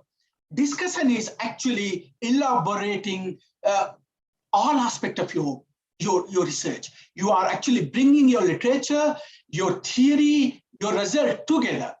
And wherever possible, you are also commenting on methodology. So discussion has its own role to play. Conclusion has its own role to play. I don't want to read 1 hour of discussion to understand what are your conclusion. And therefore, no concluding discussion. It should be discussion and conclusion. And in conclusion, I'm not expecting 3 paragraph, 4 paragraph. What I'm expecting is a short paragraph highlighting key points emerging from your research. And it's not a summary, it's a key points. So I'm not looking at this section has done this and this section has done that. What I'm looking at, this is what actually this submission has made difference in this way. This is what I'm looking at in conclusion section. So this is actually overall kind of structure of a survey-based research. And if people are submitting without this kind of structure in IJIM, they would get rejections. Now, here is qualitative case study based structure. Yeah. In survey, you have theory, you build your theory front end. You develop your theory on front end in form of hypothesis development. In qualitative research, you build your theory at back end in your discussion. So in front end, you have a brief literature review, framework type or theoretical foundation type work discussion. Then you move on methodology, you present your results, and then discussion. Discussion is the core, I would say, heart of qualitative research. If that part is not well developed, you have not done a good job in this type of work. And this is what I look for in qualitative work. If I see a submission, I see this part is well done or not. If it's not well done, direct reject, because it will take really long time to develop. So discussion should include comment on theory development, how your work that you presented has made any difference to any theory that already exists, how it has enriched, how it has extended, And also, if it has extended, you present a set of propositions, research propositions based on that enrichment and extension, so that other people actually can use your proposition to examine further research. So if you're not doing that, obviously your research is incomplete in quantitative research. And rest of the things are similar to the quantitative one. You present your contributions to research or theoretical implications, and then you present implications for practice, then you present your limitations, and finally conclude. So you can see that one section less here, but sometimes people obviously present case background as a separate section. Fine, if they want to do that, that's not a problem. That's not an issue, but these elements I definitely like to look for when I desk screen, Then literature review submission. I mean, Paul said that he generally doesn't consider literature review type paper. I consider literature review type paper, but I don't consider descriptive review, narrative review, where you have described everything that exists in this world on that topic, but you didn't go beyond that. You didn't actually talk about what that means for future. You didn't build any theory. So in a nutshell, if you're building a theory or some framework or some conceptual model or some taxonomy based on the literature review, then it's great. I will be happy to consider literature review paper. But if you are presenting description of the research that exists, it's no, it's a direct reject for my journal. And you can see the comment actually that is given by previous editor of EJM, European Journal of Marketing, Nick Lee. I mean, he was editor just about 2 years ago. And what he's saying is simply advancing knowledge, advancing theory. If your literature review paper, if your literature review is not advancing theory, then it's not good for publication. Of course, it might be good for your thesis or something else, but it's not a journal article, I would say. And that's where I would say, I think people should learn to do properly, how to do literature review first. So there is a paper by Webster and Watson published in MISQ Executive in 2002. And that paper tells how to do proper literature review. There are other papers as well, actually, which has given guidance how to do literature review per se and how to develop paper through that. But then another paper by Witten, what constitutes theoretical contribution, published in Academy of Management Review in 2003 or no, 1989, I think. That paper is well read, well cited. What constitutes theoretical contribution? I would recommend everyone to read to understand what theoretical contribution is, and therefore that will have impact on your all type of paper, not just the literature review type of paper. Unless you understand what is contribution, you will not able to actually create the contribution. So the structure of such paper, you can see that introduction, basic concepts, literature search, how you did, review approach, how you actually synthesized, how you created theme, all those things goes in section 2. Section 3 then actually present actual synthesis from literature, while next section, discussion section, goes beyond, identifies the gap, present the framework or model, and develop a set of research proposition, which other people can actually then utilize in their research to examine their issue and problems. Because such paper then can support other people to say that, well, here is a paper that actually has argued for such work to be undertaken. So such paper can be really useful for future work. So this is the actually conclusion, literature review type paper. And then there are other papers type like meta-analysis now also becoming very popular in various areas, not just in our area, marketing and all other areas. Lots of people actually conducting meta-analysis and publishing. So this is actually meta-analysis paper, more or less like survey paper. It's the same thing. It's a quantitative work, and meta-analysis is not bibliometric work. IJIM does not entertain bibliometric analysis at all. We don't like it. It doesn't have contribution. It doesn't advance theory. It doesn't bring anything to anyone, basically. It just tells what is there, and in very abstract way. So we don't like bibliometric analysis. However, we welcome meta-analysis, because meta-analysis is cumulative, generating cumulative effect sizes from the existing studies. So if something is a mature area and you can synthesize well, then you can generate something very nice. So for example, TPB is a classic example.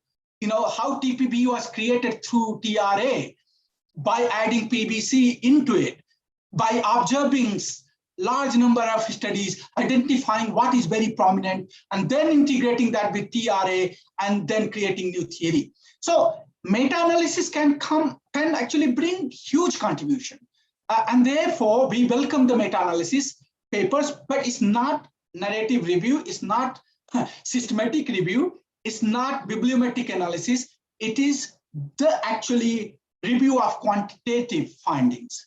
That's what it is.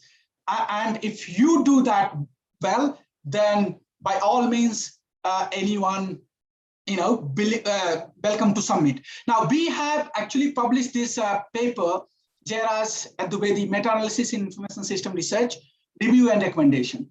And if you read that, we have talked about what are different forms of meta-analysis, what are the values that can be used in meta-analysis, what are the techniques that can be applied. All that is presented in this particular guidance paper. Feel free to download and read. And if you cannot download, just let me know, send me email. I will be happy to forward you a copy of the paper. So, detailed, guidance provided in that. There is another type of paper that submissions that are emerging nowadays, sentiment analysis. Sentiment analysis type of paper, where generally people, what they're doing, they analyzed a pool of tweets and they presented what they found. Well, those kind of paper, again, not workable for IJIM. We want to see clear theoretical development and theory testing even through that. And we have done paper that actually demonstrated that. So you build certain type of hypothesis based on certain theory or theoretical concepts, and then actually utilize sentiment analysis to conduct some statistical test to prove those hypotheses. And if you are doing that, again, you are most welcome. And the structure of those papers exactly similar to survey paper, similar kind of structure we follow for those as well. And again, we have provided a guidance paper in IJIM available, that theory development in big data research. So if anyone interested, feel free to email me. I will be happy to forward the copy of paper for you to have a look. So that's another type of paper. Now, obviously, I don't have time. I have taken my 10 minutes that I had. Otherwise, I would have gone beyond and I would have given a little more detail about each section, but I'm not going to do that now anymore. Maybe I'll just go and say a few words at the end. I think here's some general guidance. I already mentioned, read enough before you write. Don't start writing before reading, because you don't have idea about it, what you have to write. The things should emerge from you. It's not that you have to, try yourself to pick one sentence from there, one sentence from there, then try to merge that, then try to change the word. That's not writing. That's collation. It's not writing. Writing is when you sit down and you start typing without anything. So that's writing, because it's all embedded in you. And that's the stage you need to reach before you write. So make sure you give enough attention on that part. Paul has already highlighted, give sufficient attention to formatting guidelines. Don't submit a paper when rejected from one journal directly to another journal without making any changes. Make sure there's some fit, make sure that you clearly show that your paper is prepared for that journal. by reviewing appropriate articles from the journal, integrating those articles in your work properly, not just throwing some citation somewhere. That doesn't work. Editor knows very well that when you have just thrown the citation and when you have utilized the citation. So make sure that you properly integrate the citation from that journal, and then only you submit. Also, just simple thing. For example, Springer generally, some journal follow the numbered citation. Other journal follows author year citation. I mean, if you directly submitted the numbered citation submission, that wouldn't be a very good impression to editor. That shows that you really didn't look at all the journal.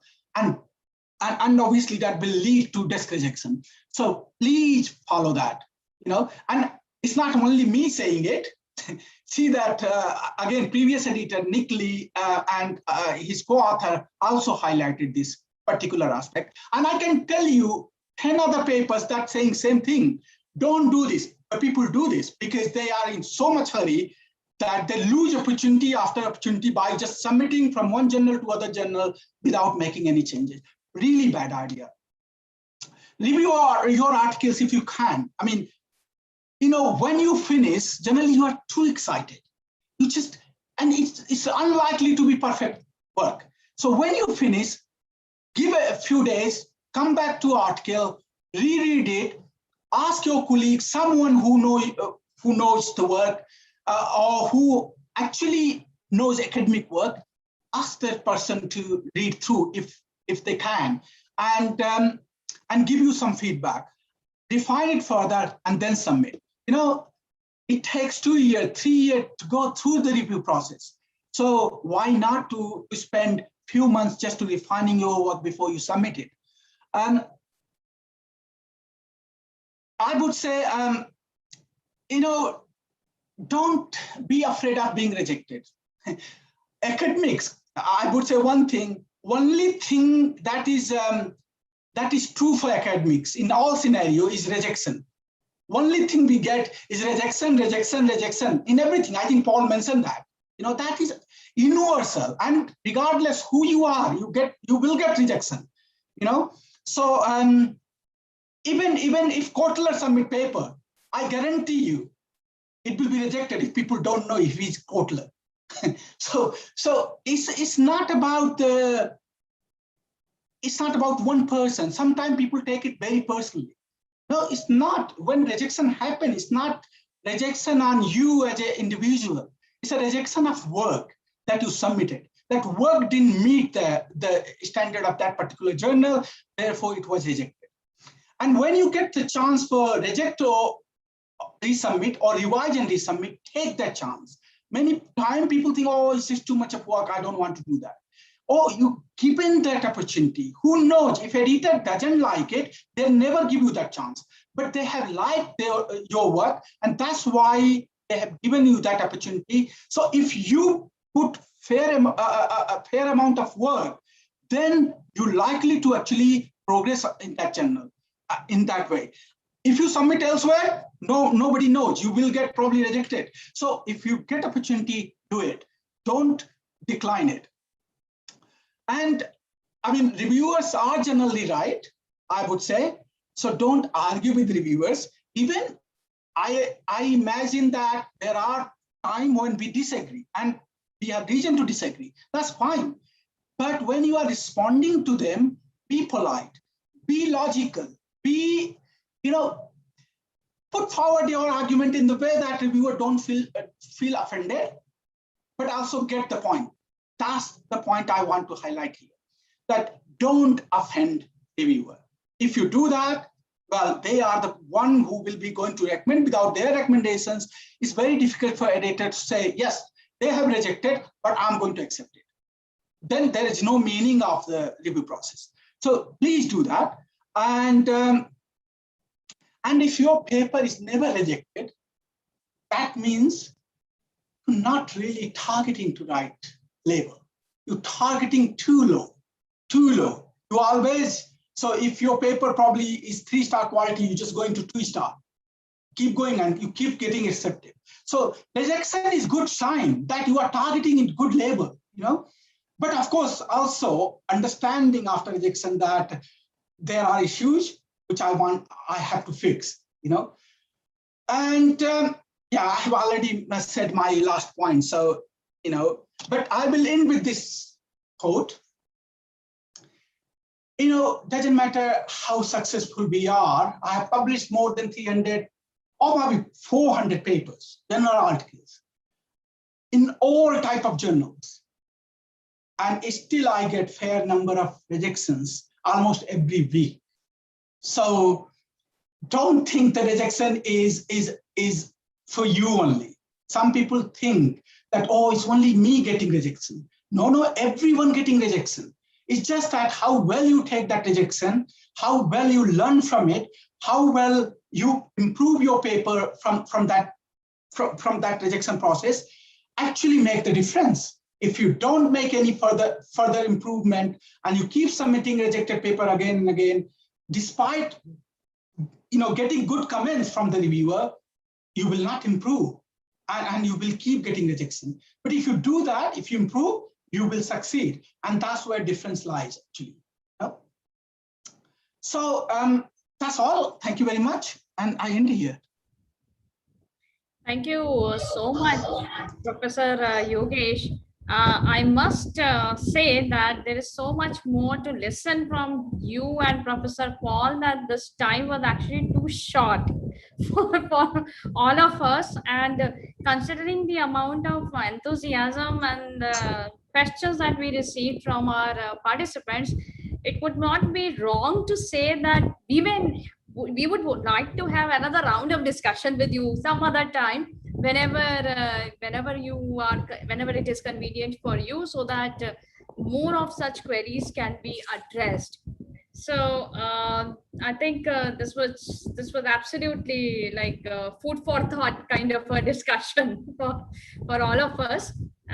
Clarified a lot of doubts, and definitely now our approach would be better aligned with the journal policies and some of the tricks that you people mentioned, why it gets rejected, and especially those structure of the paper and the nitty-gritties of how you can highlight the implications and the connectivity with the literature, development of the theory, and respecting the reviewer's comments, even though it may be a rejection with certain comments, but definitely it will help to improve the manuscript and if taken in a positive manner. So we would like to close this session here. Thank you so much for your time. Priyanka, yeah.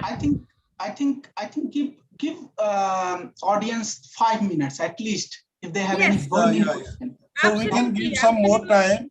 We can give more time if you are available, because people are excited to make some discussion. So we can discuss another 10 minutes at least. We have spent 2 hours. We can spend 10 minutes more, I think, for benefit of audience. Yeah. Yogesh, I need to shoot off. I've got a meeting at 1:30. Okay, so I'll wish you all the very best. Many thanks for the opportunity. Thank you, Professor Paul. Thank you so much, Professor Paul. Okay, thanks, Yogesh. Cheers. See you, Paul. Thank you. So if the audience has any question for me, I can answer. I will be happy.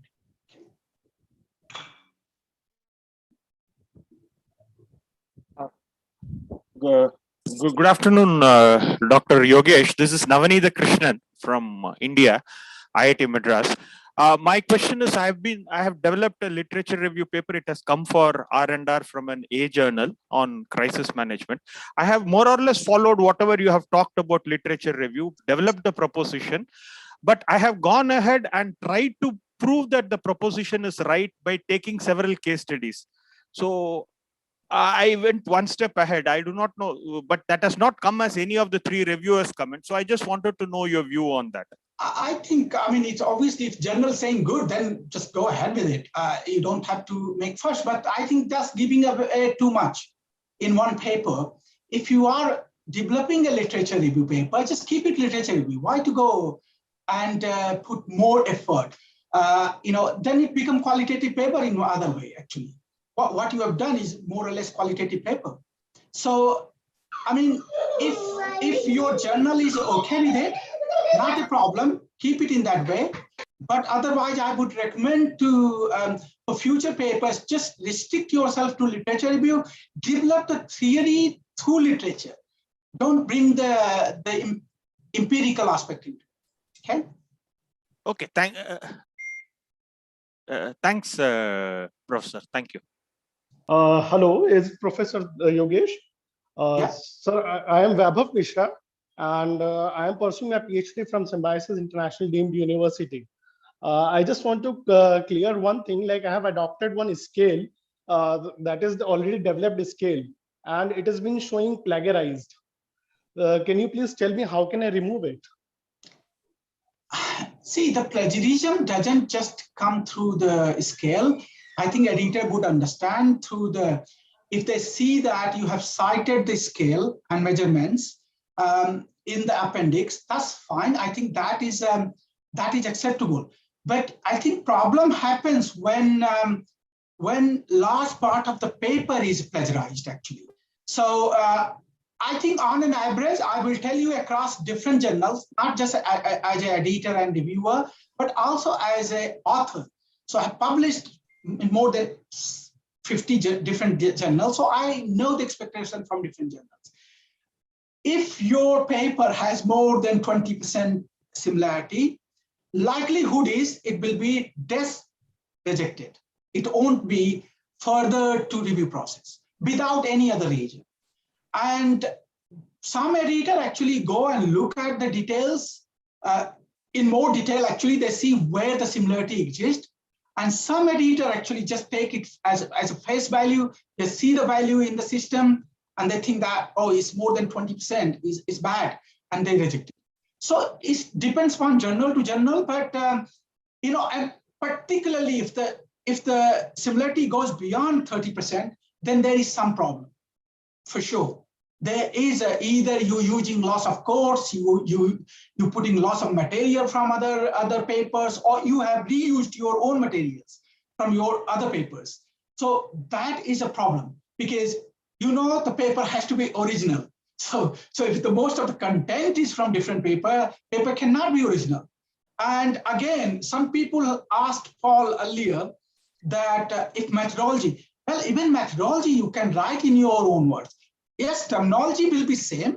You can't change structured question modeling with anything else. That will be same, but that will be understood by editors. They are good journals, they check that. They don't reject a paper like that. So, but if you're line by line, sentences by sentences in methodology is coming from somewhere, there is a problem. You're just copying it. So my obviously response to you in very brief is that I don't think if you adopted scale is a problem. And even if that similarity will come, it's unlikely you have adopted all the measurements from one source. You know, it would be coming from different sources. And if that's happening, it's not a problem, because then similarity for each source will be 1%, 2%. But if similarity from one source comes like 3%, 4%, 5%, or goes beyond 1 or 2%, then editor looks at it very carefully, at how much you are adopting. And imagine if you are adopting all scale from one source, that means you have adopted all the theoretical construct from one source. That means novelty is very little in your research. Yeah. So you will not even rejected for plagiarism, but you will be rejected for lack of novelty, lack of sufficient contribution. So think in that way, Vaibhav. I can't tell more, but this is what I would say. Good evening, sir. Yeah. Good evening. Yeah, sir, this is Gaurav Serene from IIM Lucknow.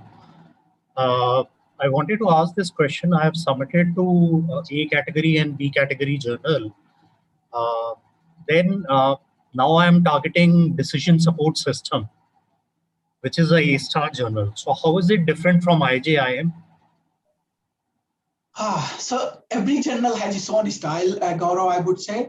I mean, decision support system prefer a certain type of research. They don't publish everything. So obviously, if you are working on expert system, artificial intelligence, those kind of related machine learning, those kind of work, then probably you are well positioned to submit in decision support system. Again, I imagine that decision support system receive a lot of paper, so their desk rejection is very high. I have experienced by my own that they just desk reject without any comment, you know. So you really need to look at their paper. I can't tell you how it is different from IJIM. IJIM is IJIM and DSS is DSS. So what I would say, take their 3-4 paper that is similar topic to yours, published in last 6 months, read that through in terms of looking at how they have positioned the paper, how they have, what kind of methodology they have used, what kind of, data they have used. Because obviously DSS is slightly different from other journals in that sense. So you actually learn through that. It would be dangerous for me to tell actually how it is different from IJIM. Yeah. No problem.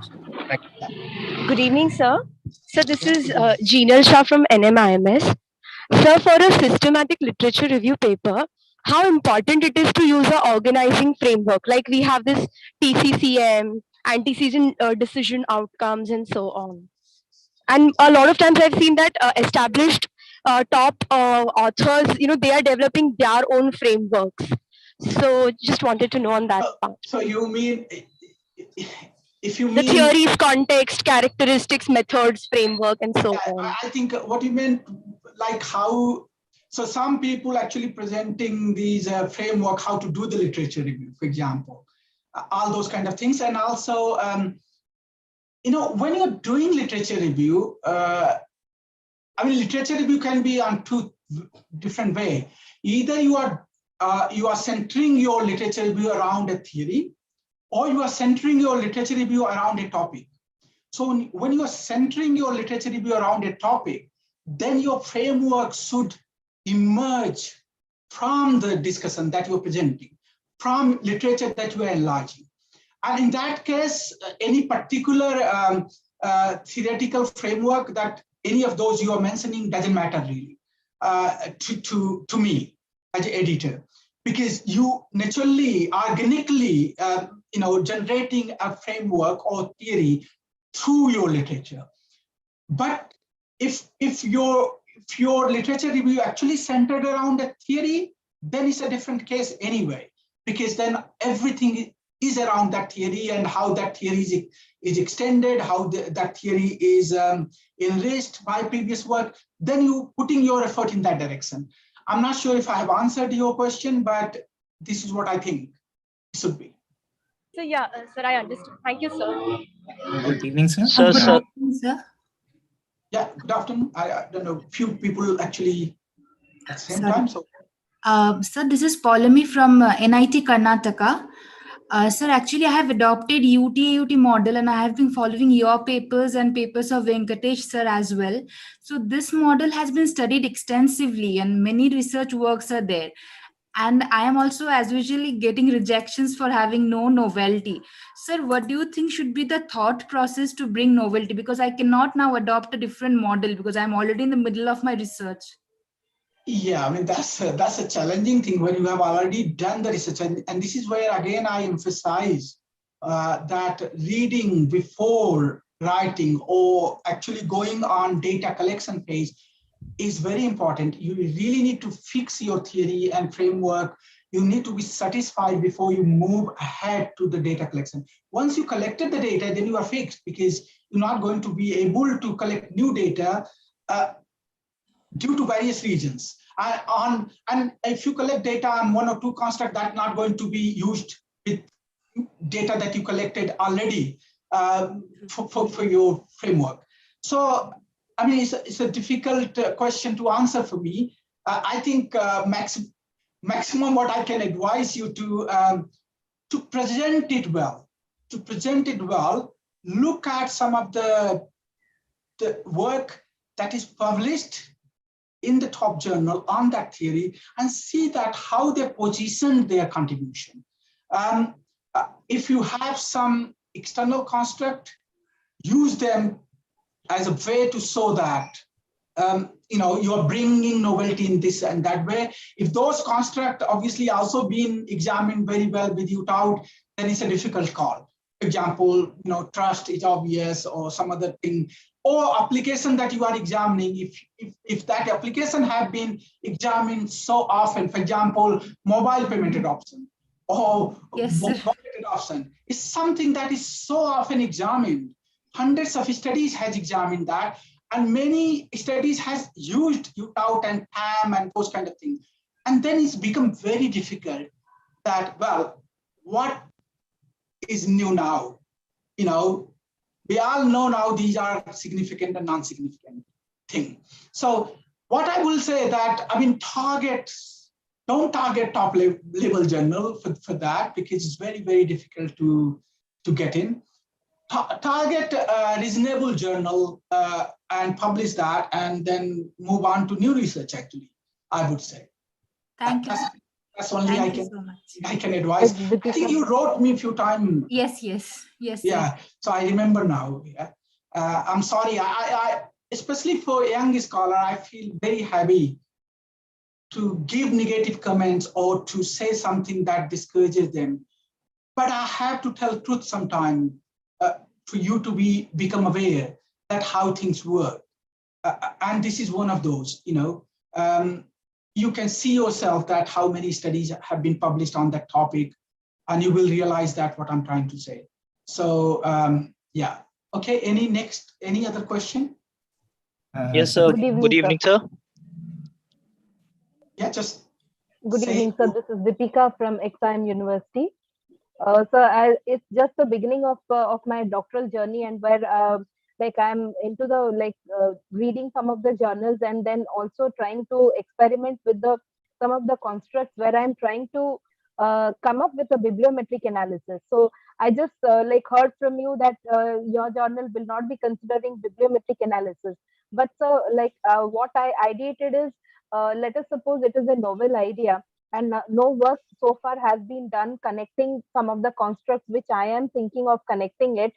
So can bibliometric analysis be the first step, and where it will graduate to a qualitative and quantitative, or maybe an empirical a framework, empirical evidence of that, where I'll be able to maybe that will be a sequel of research works, wherein I just wanted to know, will it be a novel attempt, or will it be considered by journals if I'm coming up with my concept, and along with it bibliometric analysis showing the importance of the concept? Deepika, I got your point. See, you have question and answer same hidden in same thing. So what you just said, actually, you are saying your topic is new, something emerging. How are you going to do the bibliometric analysis in that? That means whatever bibliometric analysis will be, it will be capturing something else, not that topic domain. So when topic is new, it's such a misguiding thing to do bibliometric analysis. You must not do, don't even try. I would advise you, if you're a PhD student starting your journey, I would advise you to do proper literature review, write proper systematic literature review, go deep, dig deep in the literature, understand what is going on, know what people are saying, know what they have argued, know where the limitation exists. These bibliometric analysis is there to kill the intellectual development, Deepika. If the field is mature, if the person is mature, as an academic, then it's okay to do all these things. For early scholar, it's very bad idea. I would always criticize that doing bibliometric analysis. Now everyone knows these tools. You can spend 10 hours or 20 hours, you can generate something, but what meaning those things have? They always bring some kind of theme. But if you don't know area, how do you know those themes are really appropriate? How do you know that the literature connected to each theme are appropriate? Sometimes they're highly misrepresented, actually. those side studies and theme that they are giving through bibliometric analysis. So it's not actually, in Hindi, I would say, it's not bachon ka khel. Let the senior people do that. Let them actually do these kind of work and do interpretation based on that. But for junior scholar, do the proper learning, do the in-depth literature review, learn how to do the literature review, because this is time when you can learn it. After that, you know, when you reach at academic level, you don't have time, you don't have energy, you don't have anything that let you do that. So for now, everyone who is here, either if you are in early stage of your career or you are PhD student, I would recommend you to really do proper study, proper reading, proper literature review. Send me email, I'll send you a paper that tell you how to do the concept-centric literature review. And read that through, and then try to do your literature review. You will be able to publish that paper, for sure. Great, you know? great.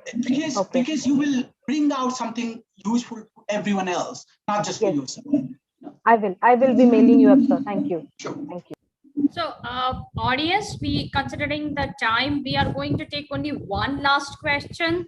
So, I mean, I know, Professor Yogesh, we can listen to you for hours and hours. I mean, this is something so very interesting to listen to your thoughts on so many questions. So, one last question. Yes, can I ask? Avant from Amazon. Sure, Avant. So very good evening, sir, and thanks for insightful session. This is Avant from IIM Lucknow, Information Systems area. So I do have an experience of international conference and A category journal. And this first time I'm contemplating on A star category journal. And what I am in dilemma is that some of the A star category journals like Decision Sciences say that in their author guidelines, that when we are scraping data using some tools or whatever from websites, we do need authorization letter from that organization. So I was little in dilemma, do we need it for open tool like open sources like Facebook, Amazon, while considering IJIM as a submission target? And for IJIM, we don't really put that condition. If the data is available, obviously there are issues of ethics and everything else. But then if the data is available openly to be used, and you are citing that or you are referring that in the body, that's okay. But IJIM issue is different. I mentioned that we don't just publish paper based on analysis of data. We don't publish data-driven paper. That's the point I want to highlight. So Decision Sciences and all those, for example, diseases, they might publish those kind of people.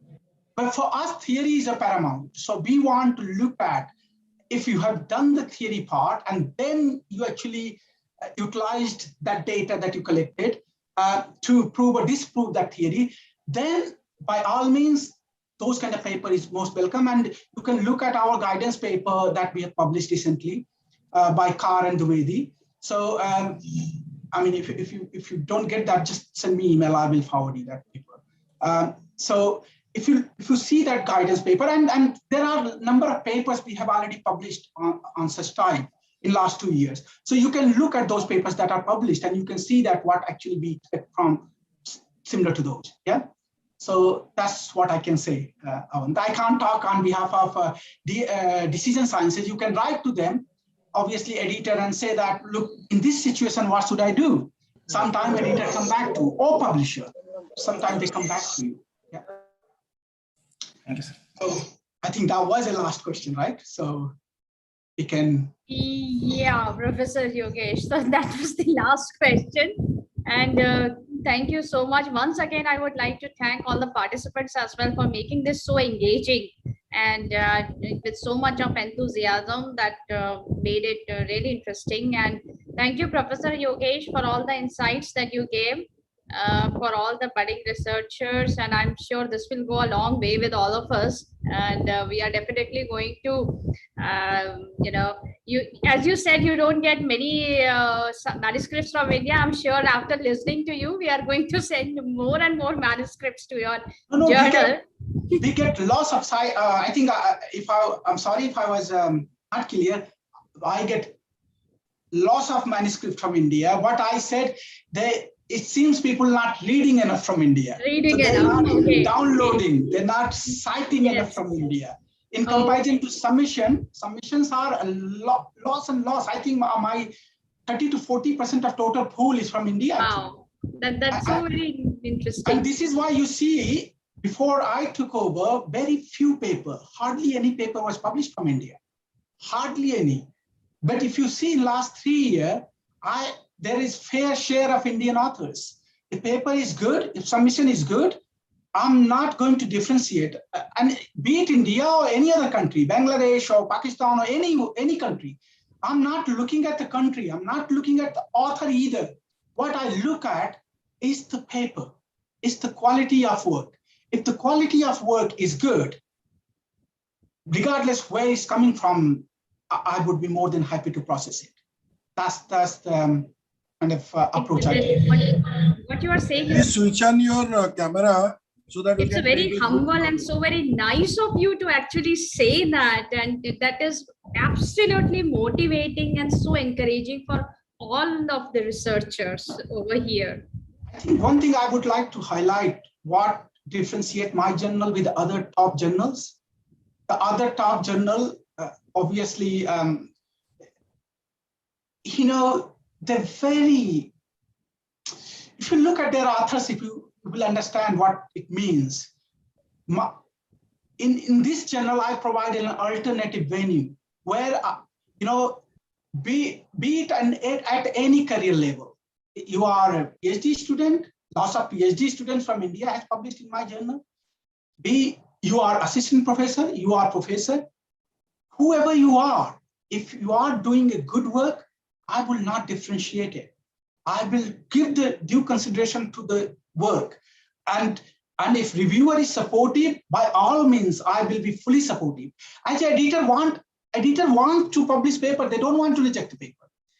It's not in their interest to reject the paper. So we want to publish the paper, but we need support from the reviewers. And reviewer will only support when the work is good. So the prime criteria, prime thing that I give consideration to is the quality, simple. And how well you have aligned your work with my journal. That's all I really care about.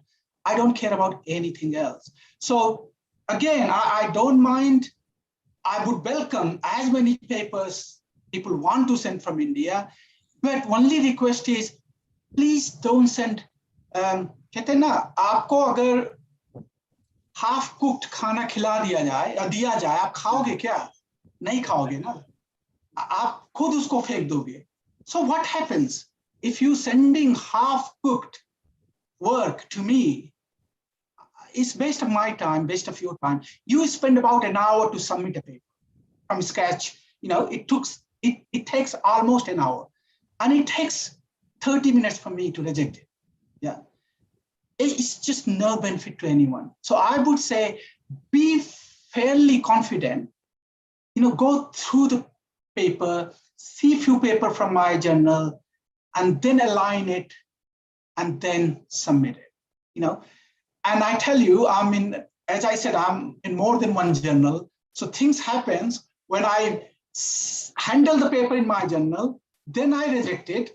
Then the author submits same paper without any changes in JVR or JIQ, and I get the same paper because that's my area.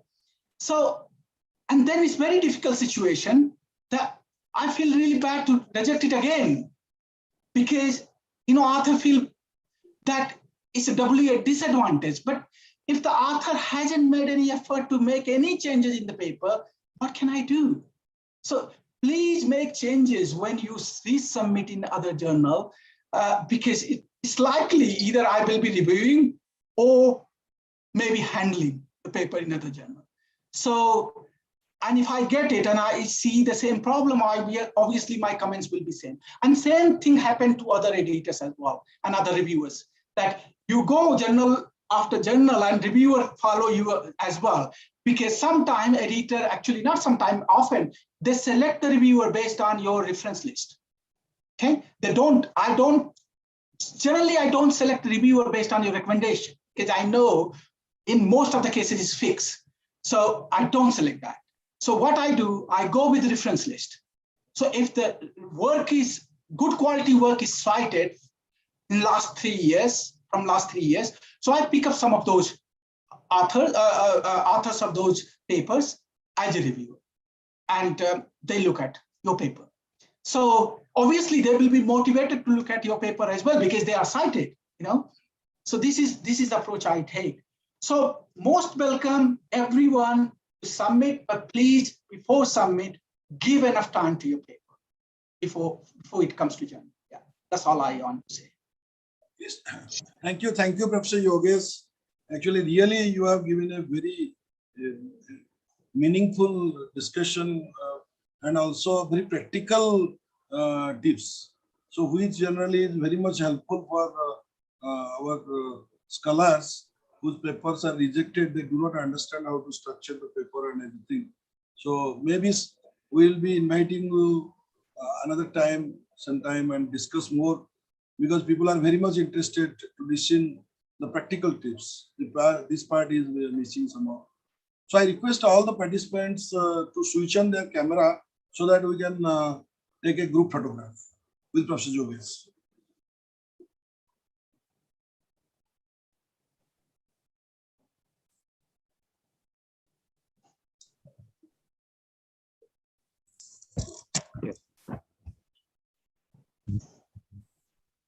I think we all are turning on gradually. So we'll start to take the snapshots. And I'll also would like to inform that both of the speakers have shared some their resources and files in the chat box. So we can always scroll through and just download the PDF files which they have sent. I think one or two participants have shared their resources as well. And just please don't forget to download both the PDF files which have been shared by the speakers. Thank you. Okay, now we'll start with taking the snapshots.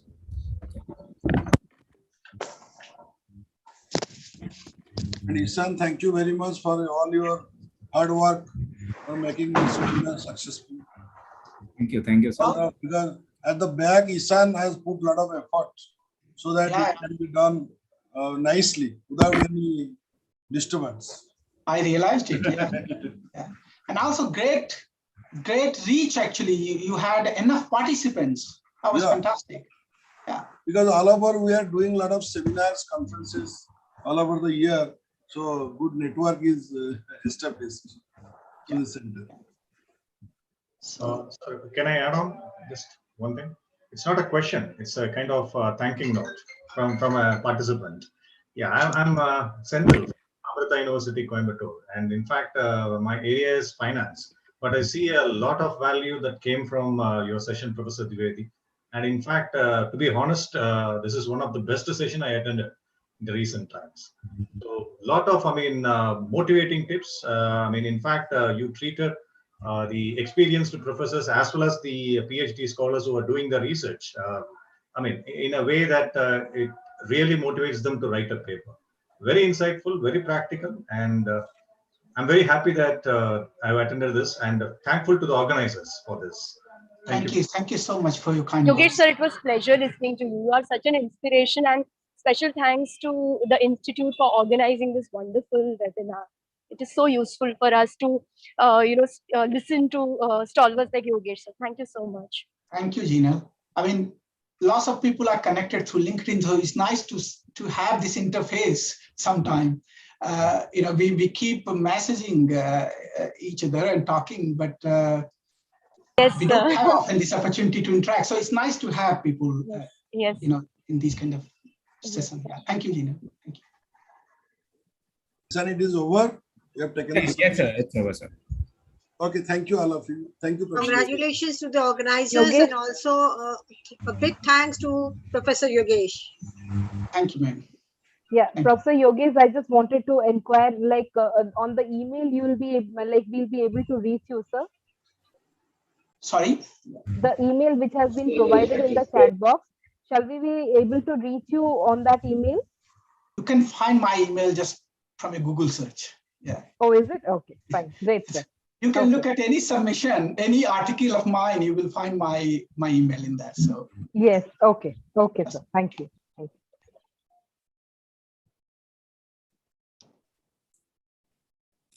Okay, thank you all of you. Thank you all of you.